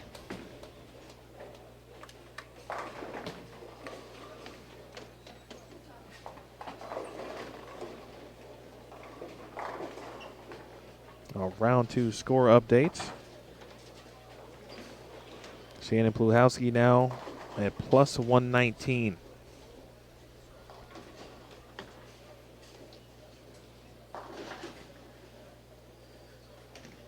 Diana Zabulova in second at plus 86. Missy Parkin now in third at plus 78. Put together a pretty good block so far. She is 100 over. In fact, 102 to be exact for 4 games here in round 2. Coming off games of 223 and 245. Leanne Holstenberg in fourth at plus 22. Danielle McEwen in fifth now at plus 10. Liz Johnson at plus 9. Lilia Robles plus 8. Lilia has been in, I believe, in the top 10 just about every game since this morning. Been pretty steady throughout the day. Rocio Restrepo at plus 6 in 8th. Which is Karen Rosbrom still in the top 10. And minus 4 in 9th. And Maria Jose Rodriguez is in 10th at minus 21.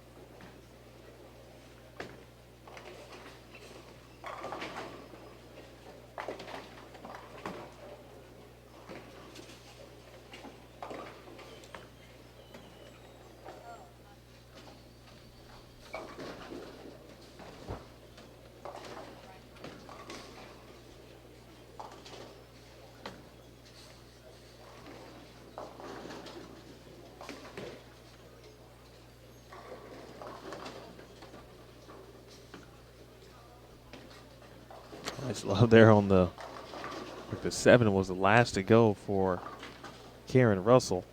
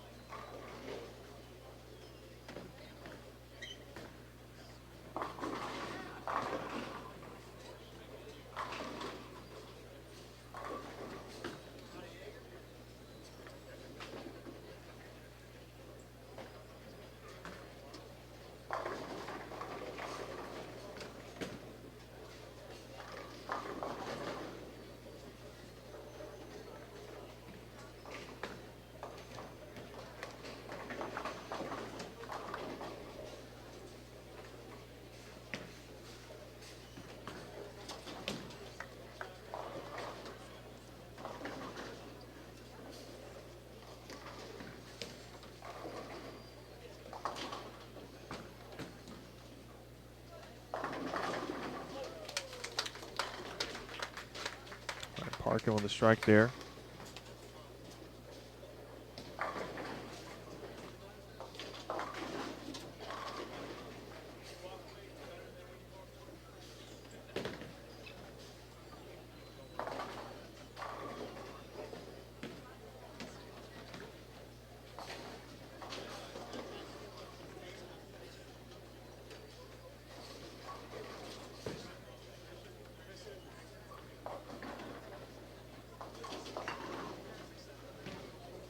And always get Diana Z on this right lane. She's going strike, 9 spare, 9 spare, 9 spare strike. As we see Karen Russell. Karen knows Brooklyn there, and now to Zavialova. And some help on the Brooklyn side for a double as well. And DZ3 is in second. Again, very familiar to what she did last year at this very event, same building. If anyone would have success here, I thought. I know Shannon O'Keefe certainly won the event. Kelly Kulik had success here as well, and Jane Higgins. But it was Diana Zavialova who really was almost dominant till a certain point at the end of match play. She set the tone early last season with a 300 in game 1. No 300s as of yet by anyone, for that matter, any player in the field. But she does have the high game at 278.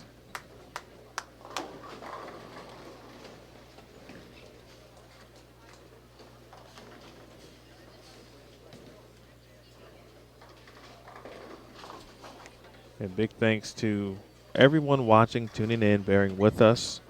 Appreciate all of your patience.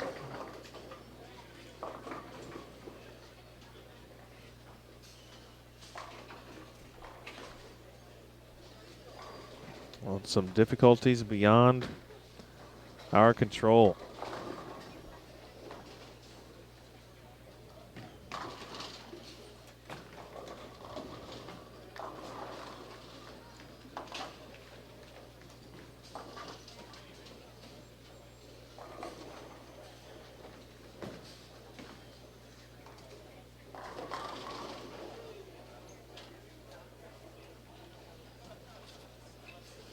Looking down a few pairs on 19 and 20. Lilia Robles continuing to bowl well. Another strike in the 6th frame for her. And Brandy Calderon going to make the 3-6-10 in the 6th frame. A look here at Missy Parkin. In round 2, game 5.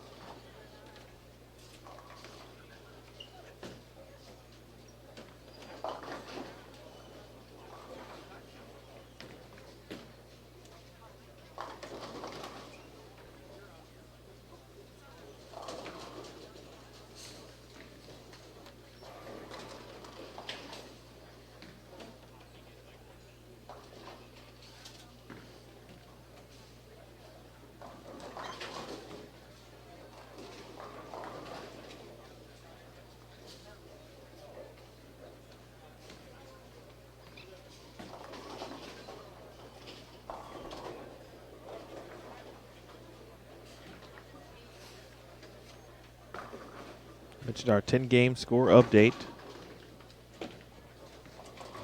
So I'm in the middle, nearing the end of game number 5 of round number 2. Overall, game 11.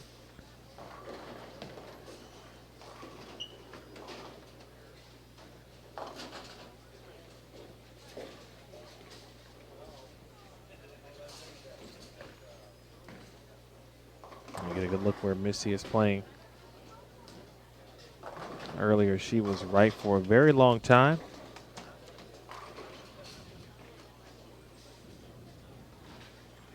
Again, since the third frame, has had very good luck on that left lane. Sometimes it is truly about just having enough space, getting far enough left.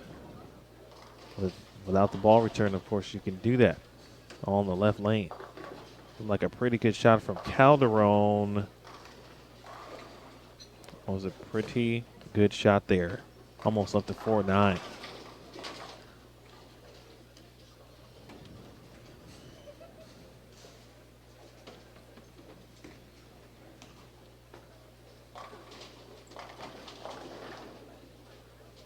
That went right a little bit early. The tough leave. One you don't see again from a righty, generally. 2, 4, 7, 8.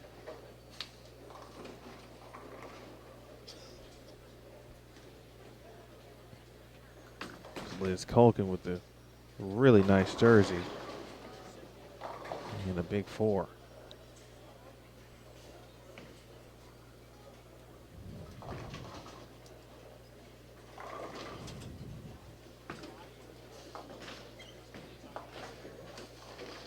Calderon makes the spare. Let's watch Jen Higgins take care of business on the spare. Tanya Lopez will be in your shot a little bit there, and then she leaves a 4-pin.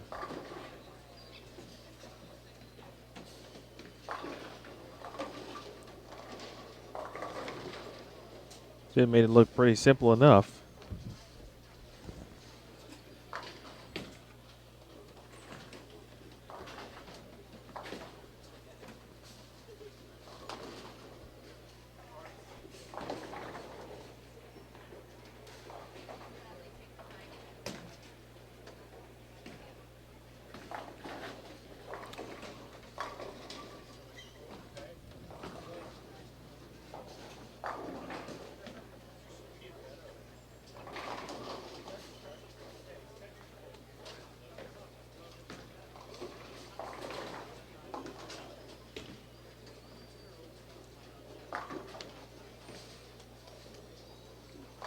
I guess spare for Karen Russell. Let's take a look at Brooke Bauer.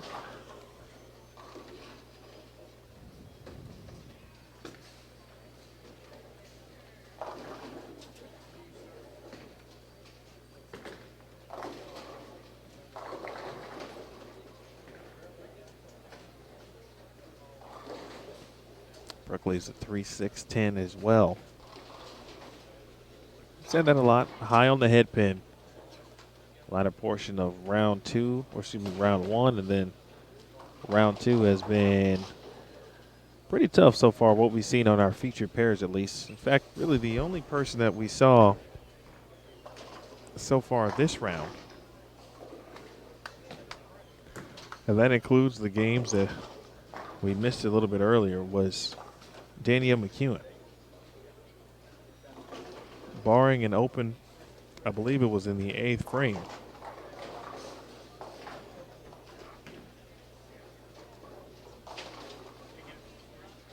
Seventh or 8th frame on the right lane. Pretty sure it was frame 8. She shot 263.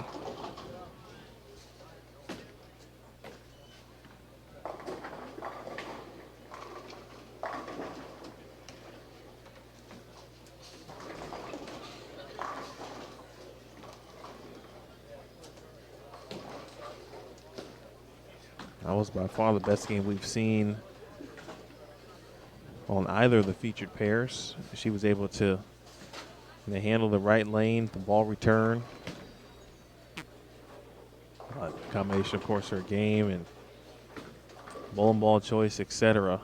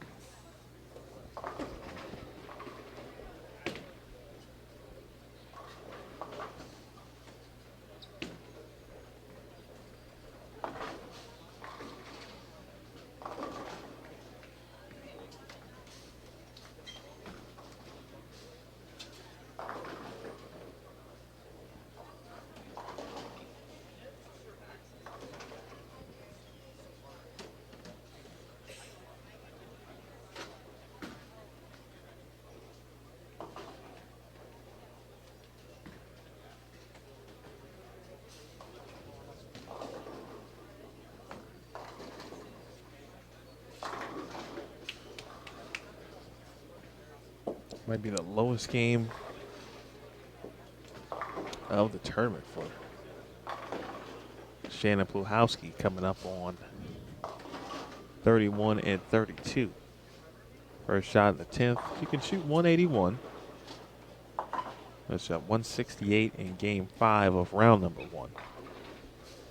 A little close to that territory, but she'd love a double here for sure.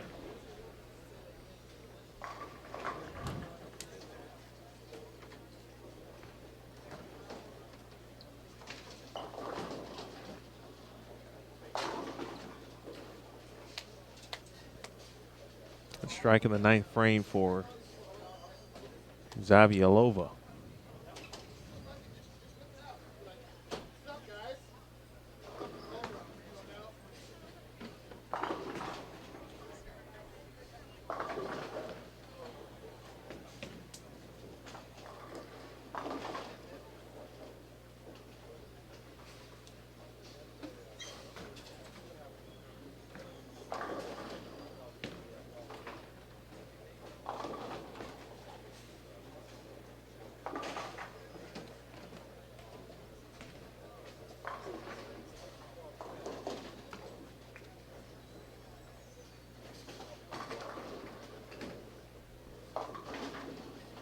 And that one is high for Jen Higgins, looking for a double as well.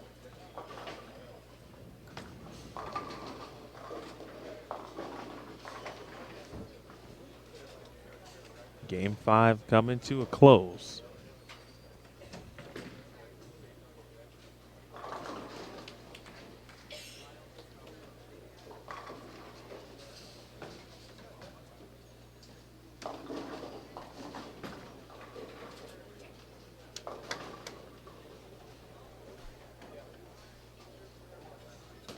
Tanya Raumimper.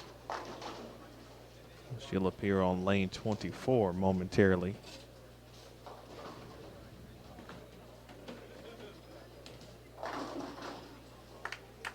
Big shot in the 10th frame. Takes a deep breath after the shot.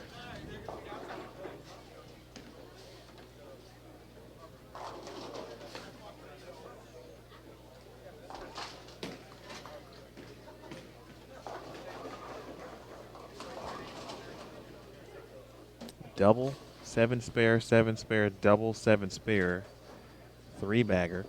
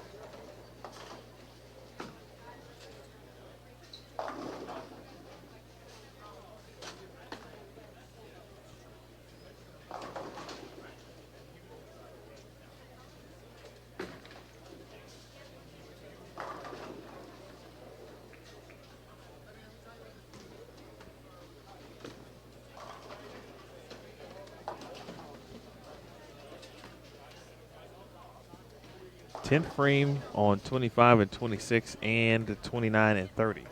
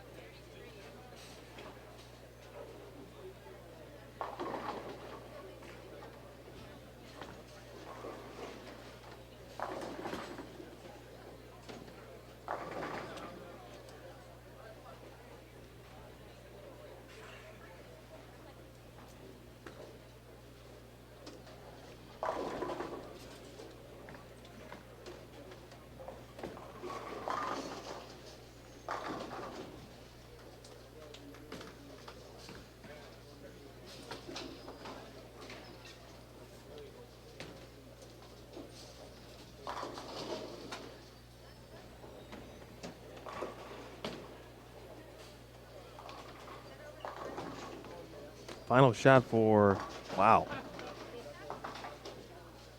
GZ3. And, whoo, talk about a wow shot. 200 nonetheless.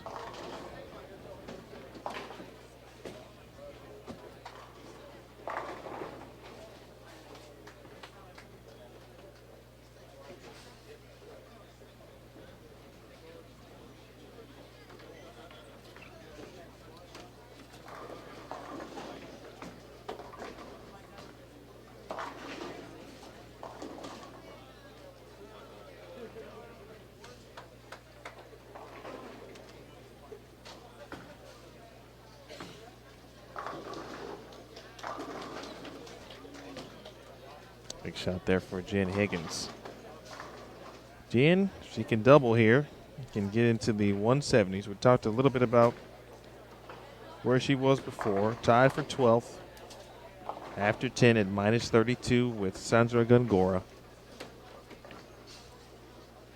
Missy Parkin shot 175.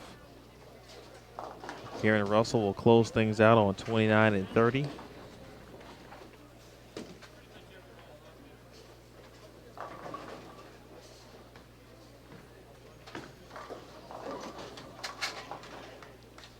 Brandy Calderon most quietly. Well, a very good game here on 25 and 26. A big shot there, big double for Higgins.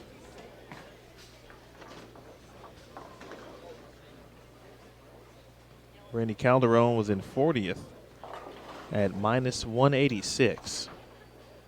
And the cut line after 10 was minus 151. They'll 8 or better, and she won't give any pins back. She'll give 1 back. 199. Little pretty good game. Heck of a shot there for Higgins.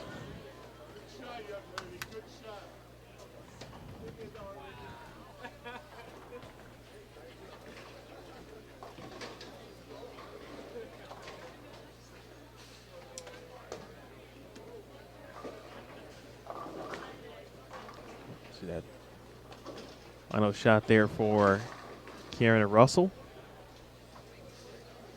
Now on to game 6.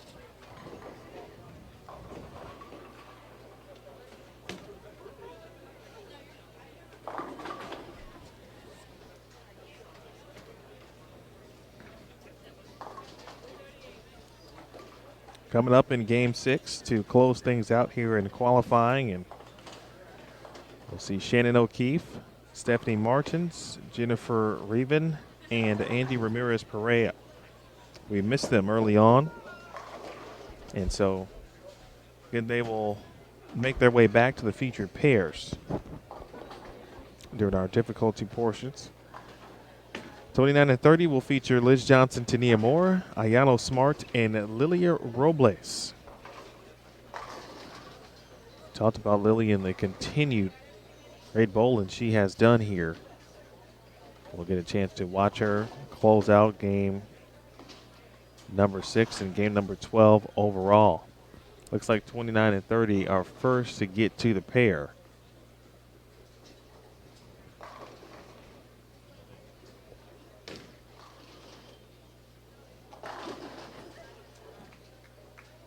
But Stephanie Martins is up and ready to go.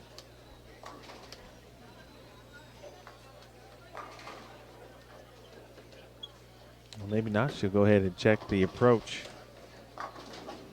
Make sure all is well. Everyone, of course, sliding near the left gutter. So that's certainly a good place to check. Generally, not a lot of sliding going on in that area for an entire block, but that has been the case certainly for the majority here in round 2.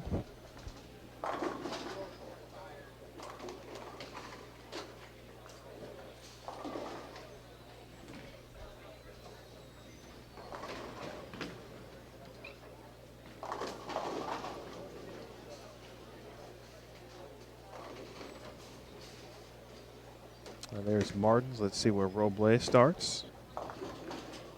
Of course, not the way she would have liked. Now on to the lefty, Angie Ramirez-Perea.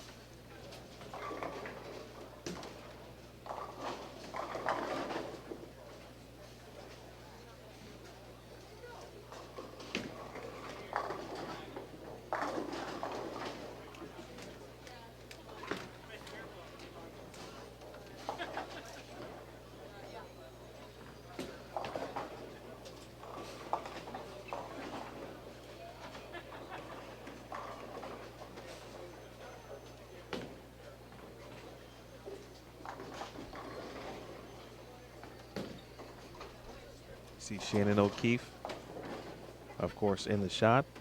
Shannon, the defending champion in this event.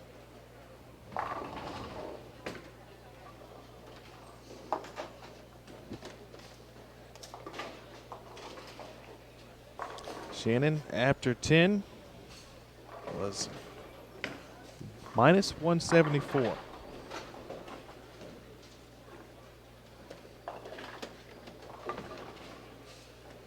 .23 pins outside the number.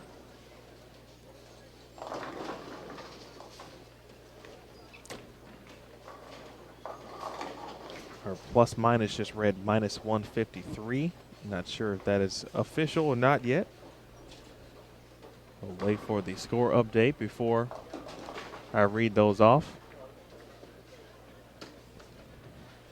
Shannon has been a very, very busy person. The last couple weeks probably feels more like a month for her or longer.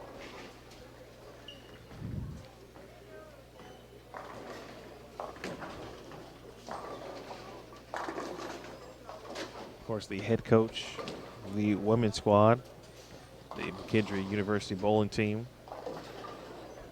2 national titles in 1 year, the NCAA Women's Championship and the Intercollegiate Team Championships. Angie Ramirez, not messing around, throwing plastic. And if her plus minus is right,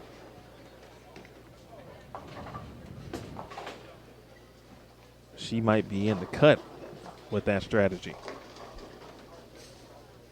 And back to O'Keefe, of course. Just a phenomenal year. A phenomenal impact in such a short period of time for the McKendree program. Really sharing in that success, some of that carrying over certainly last season to her career on the PWBA tour, winning 3 titles. Her first professional singles title, went on to win 2 singles titles and another doubles title. A PBA, PWBA striking against breast cancer mixed doubles. Also known, of course, as the Lucy. All right, let's check out 29 and 30.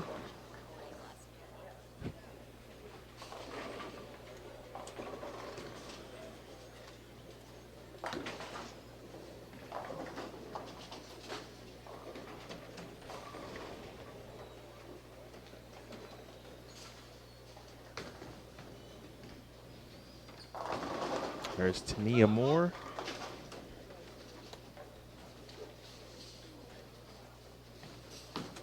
'29 and 30 is a tough pair. I know they're all tough, no doubt about it. I've watched, of course, these two pairs more than any today.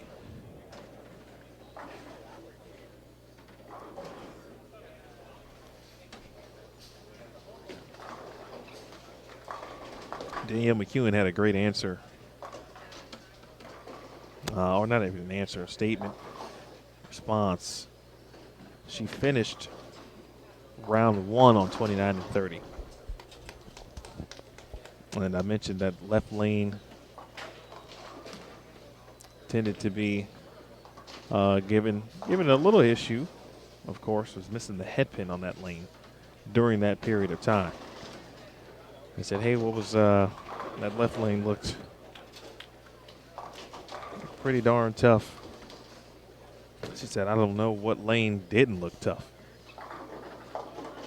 And yeah, that's a pretty good answer for today. It's a good way to describe it. It's tough.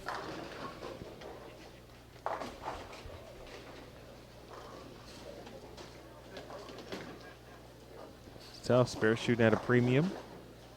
Of course, if you can stay out of the major leaves, not the major leagues, the major leaves, Big Fours, Greek churches, etc. Can keep those to a minimum, you got a pretty good chance of continuing to bowl in the morning. That's kind of been the story. Nice shot by Lilia Robles. She's been really, really good today. Very good way for her to kick off her season. All right, here we go. Standings after 11 games. Be sure to check those out at pwba.com if you have not. Follow me. Shannon Pluhowski leading at plus 89.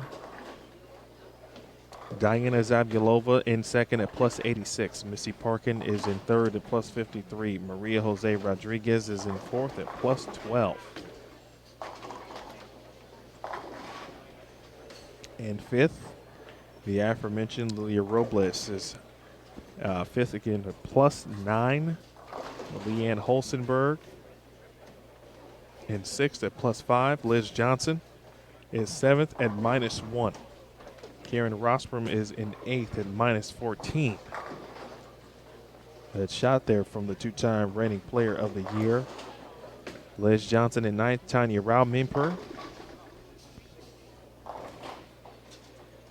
minus 15. And in 10th, Kayla Johnson at minus 20. Danielle McEwen is in 11th at minus 33.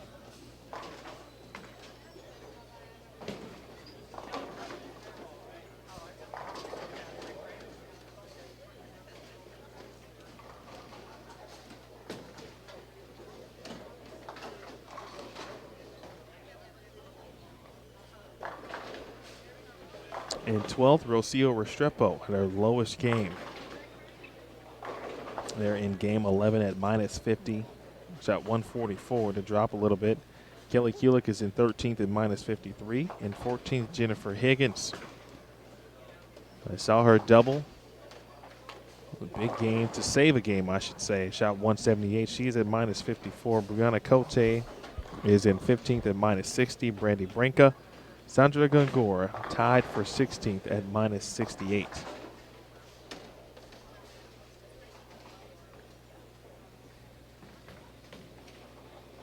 Let's get on down to 32nd place as we watch Shannon O'Keefe.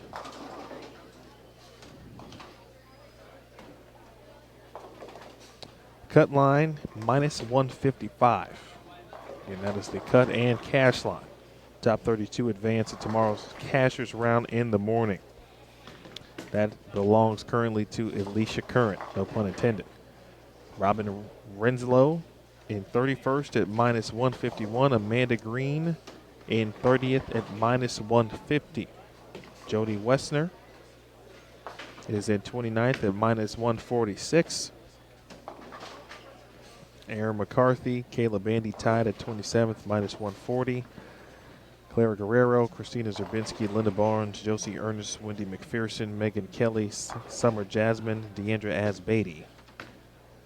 I read those from bottom to the top, essentially. So that was 27th through 19th.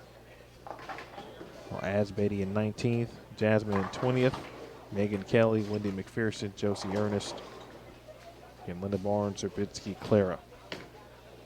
Just outside the cut, Gabriella Mayfield at -158, Daria Payuk at -161, Tanya Lopez at -173, Brandy Calderon at -187, Shannon O'Keefe is in 37th, tied with Stephanie Martins. Both of those players on this pair at -193.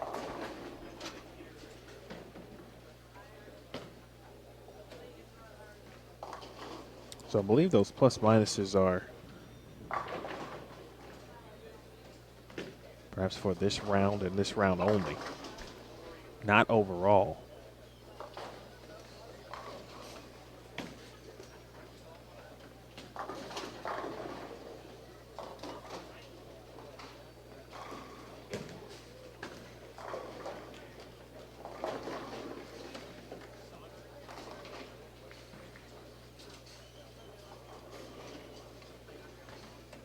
Let's take a look at 29 and 30.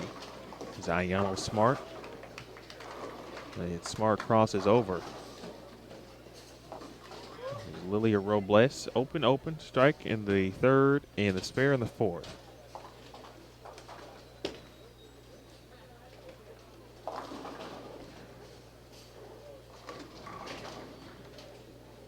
I was going to say it's been a long day, but certainly not as long as it has been for the players and how they feel, I'm sure. Good shot there from Robles. She's been aggressive with her shot making all day long. Certainly has paid off.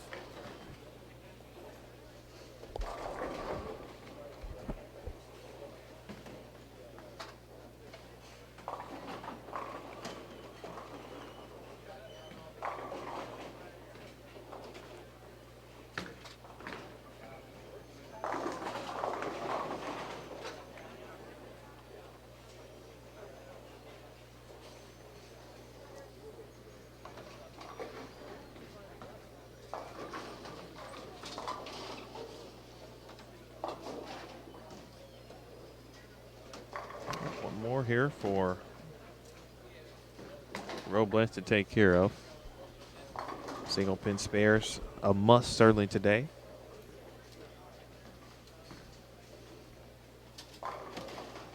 Shannon O'Keefe 3-6-10 off camera on the left lane.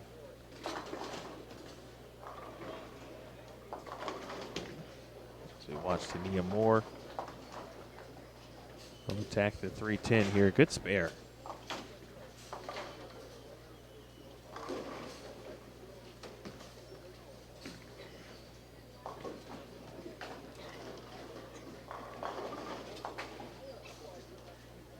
Rare miss there for Shannon. But you got an idea of what this pair and these lanes really in general have turned into, because that ball hooked and that was her, pretty sure that was a plastic ball. Important to note that there was no re-oil. Players bowl on the fresh this morning, essentially the burn here in round number 2.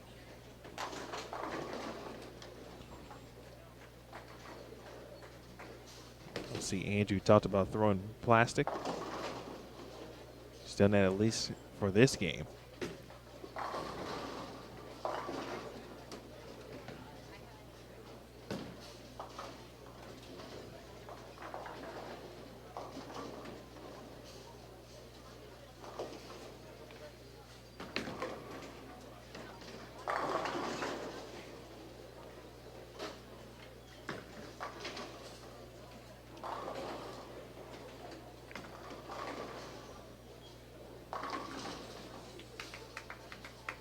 First open for Stephanie Martins. Watch Ramirez attack her split, the 2-7. We'll see if Shannon O'Keefe can get something started here.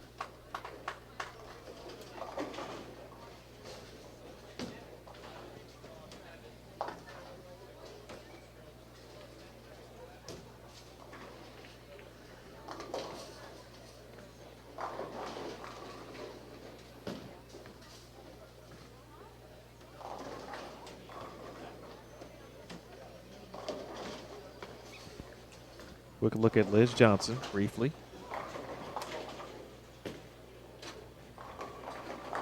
Good shot there from Liz. Now back to O'Keefe.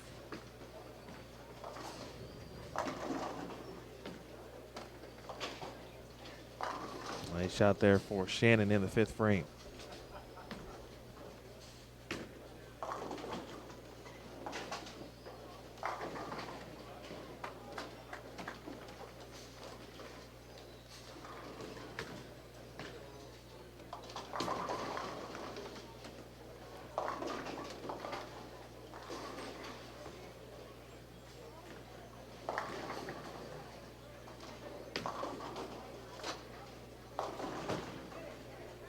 See a lane not starting to considerably and steal. Carefully, especially on that left lane on 29. That's just been tough. All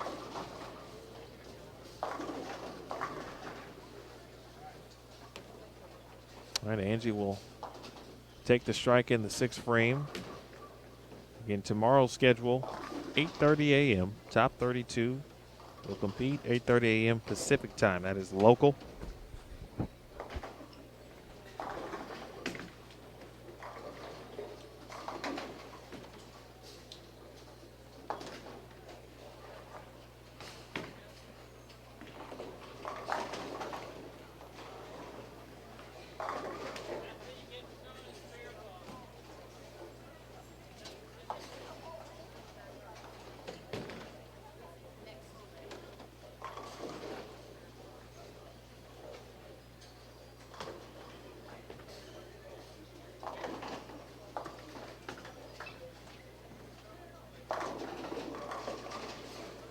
Very good shot there from Stephanie Martins. Look at Jennifer Reven.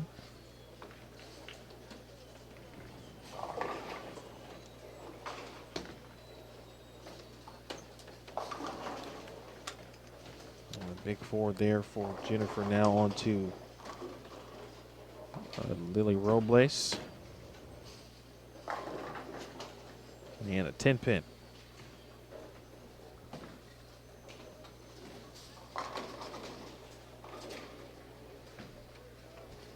Tania Moore now will step up.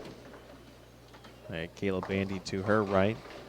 Kayla threw some good shots to end round 1 down on the low end. I haven't seen her come across our featured pairs anywhere close. Might be the closest she has gone here. Good shot there from Moore.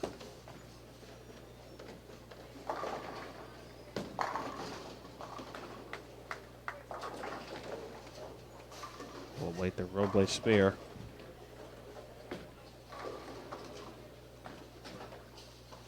Open frame for Lily. Now back over to O'Keefe.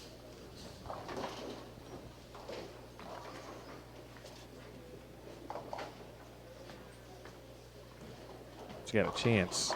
Good shot. It's a big double there for Shannon O'Keefe. Again, the cut line. It's 32nd at minus 155. Shannon O'Keefe in 37th, minus 193. Stephanie Martins also at minus 193. It's out of trouble.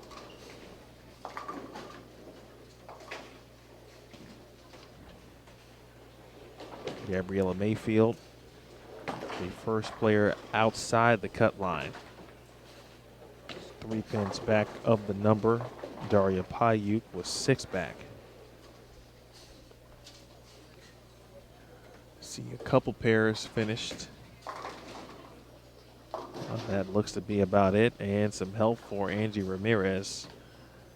Hey, that's a double, and it might look bleak, but you just never know. Be one of the more interesting weights for a cut, and in a non-high scoring environment. Not this week.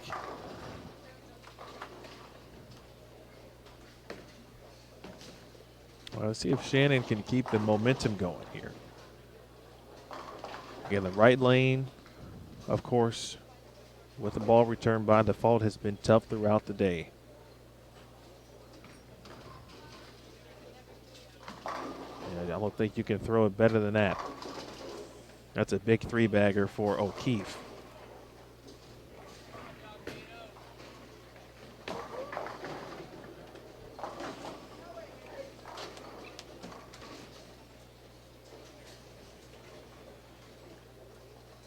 You see the scores. Well, for the players here, Ayano Smart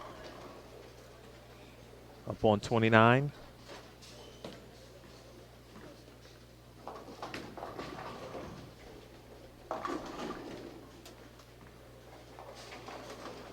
Liz with a spare to convert. How about Angie Ramirez? You know, throwing her plastic ball here on a double, looking for 3 in a row. Pretty darn good shot there. No love on the 10 pin.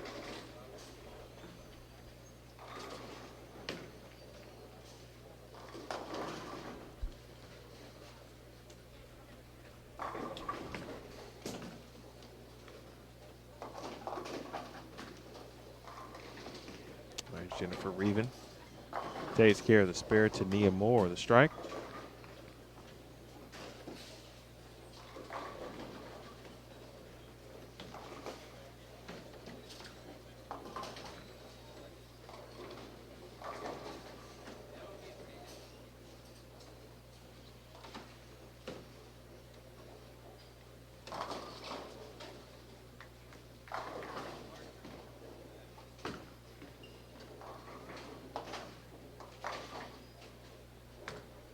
.29 and 30, entering the 9th frame. Here's Martin. Stephanie spent some time at, actually a lot of time at Weber International as well. Weber will have several players and alums out here. Of course, Stephanie, Daria Payuk, Verity Crawley, bowling on the PWBA Tour as well. A player from England. Of course, Diana Zavilova, already a PWBA champion. Won the title during the first year of the relaunch in 2015. Shot from Reven.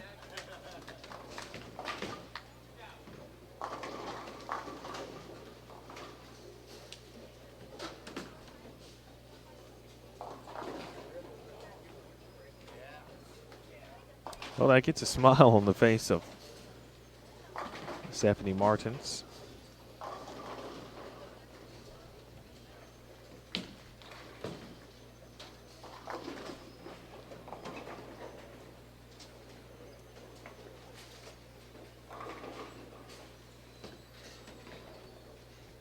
All right, O'Keefe will enter your screen here momentarily.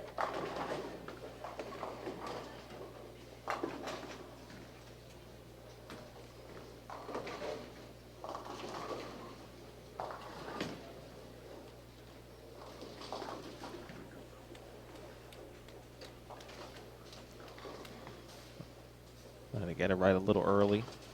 We'll take care of business here. Really not the easiest of spares considering the condition. Big spare in the 8th.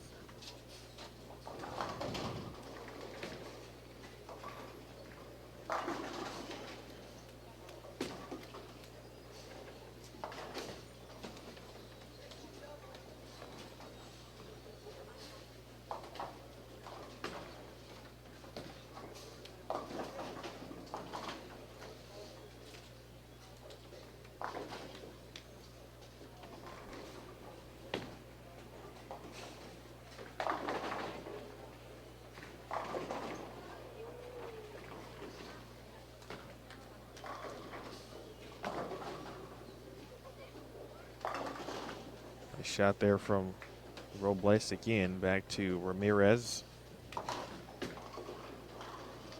Good shot.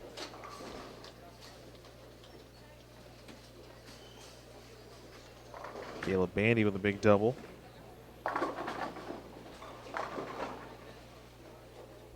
Kayla's tied for 27th at -140, so still a little work to be done just to solidify her position inside the top 32.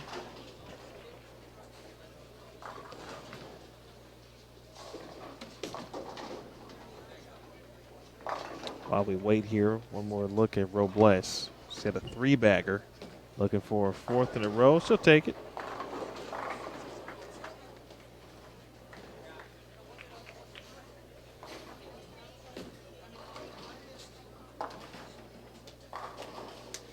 Gabriella Mayfield to our left. Again, the first player out of the cut. Right now with a good count. So with 5 is in the, would be even, excuse me. A strike would give her 205.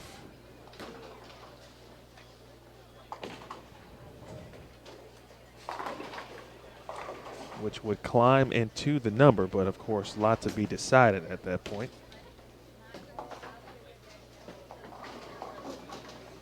All right, Robles to cap off a very good day.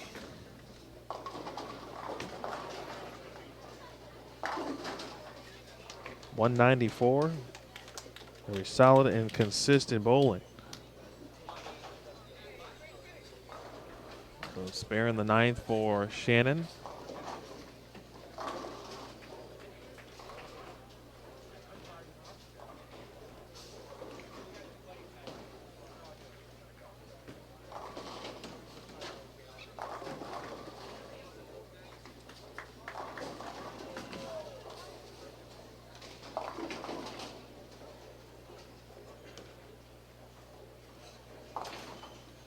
Second look at Liz Johnson.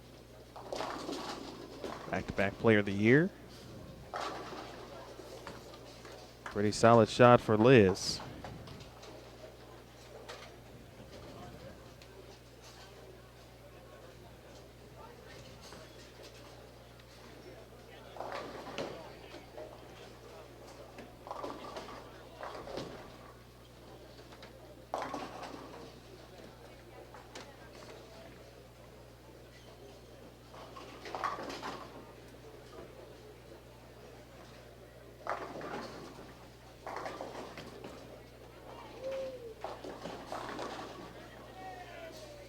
Last year we tended to keep the cameras running, essentially.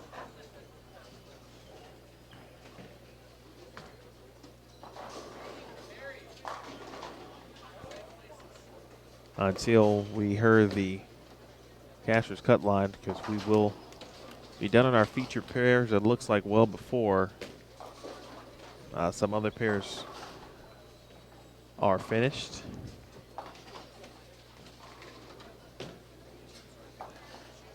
Undoubtedly, the best thing to do would be to click on, of course, keep in mind, pwba.com for all your results and scores and information. It will be a few minutes, certainly, from the time the last pair gets done until they double check on scores.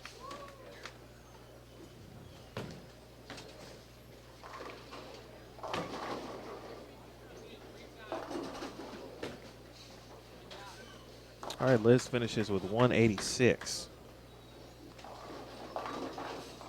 Tania Moore did strike, of course, in the first shot in the 10th. 6 count, she can shoot 209.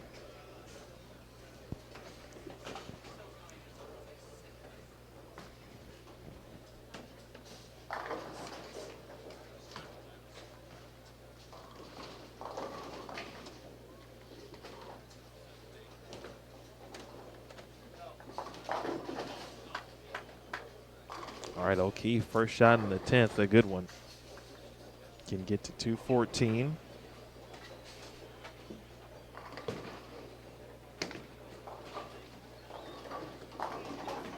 Shot there from Reven.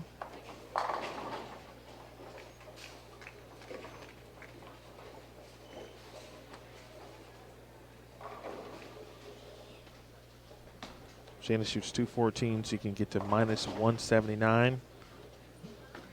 have to play the waiting game. Get up ball. How about that? That's some love on the 10.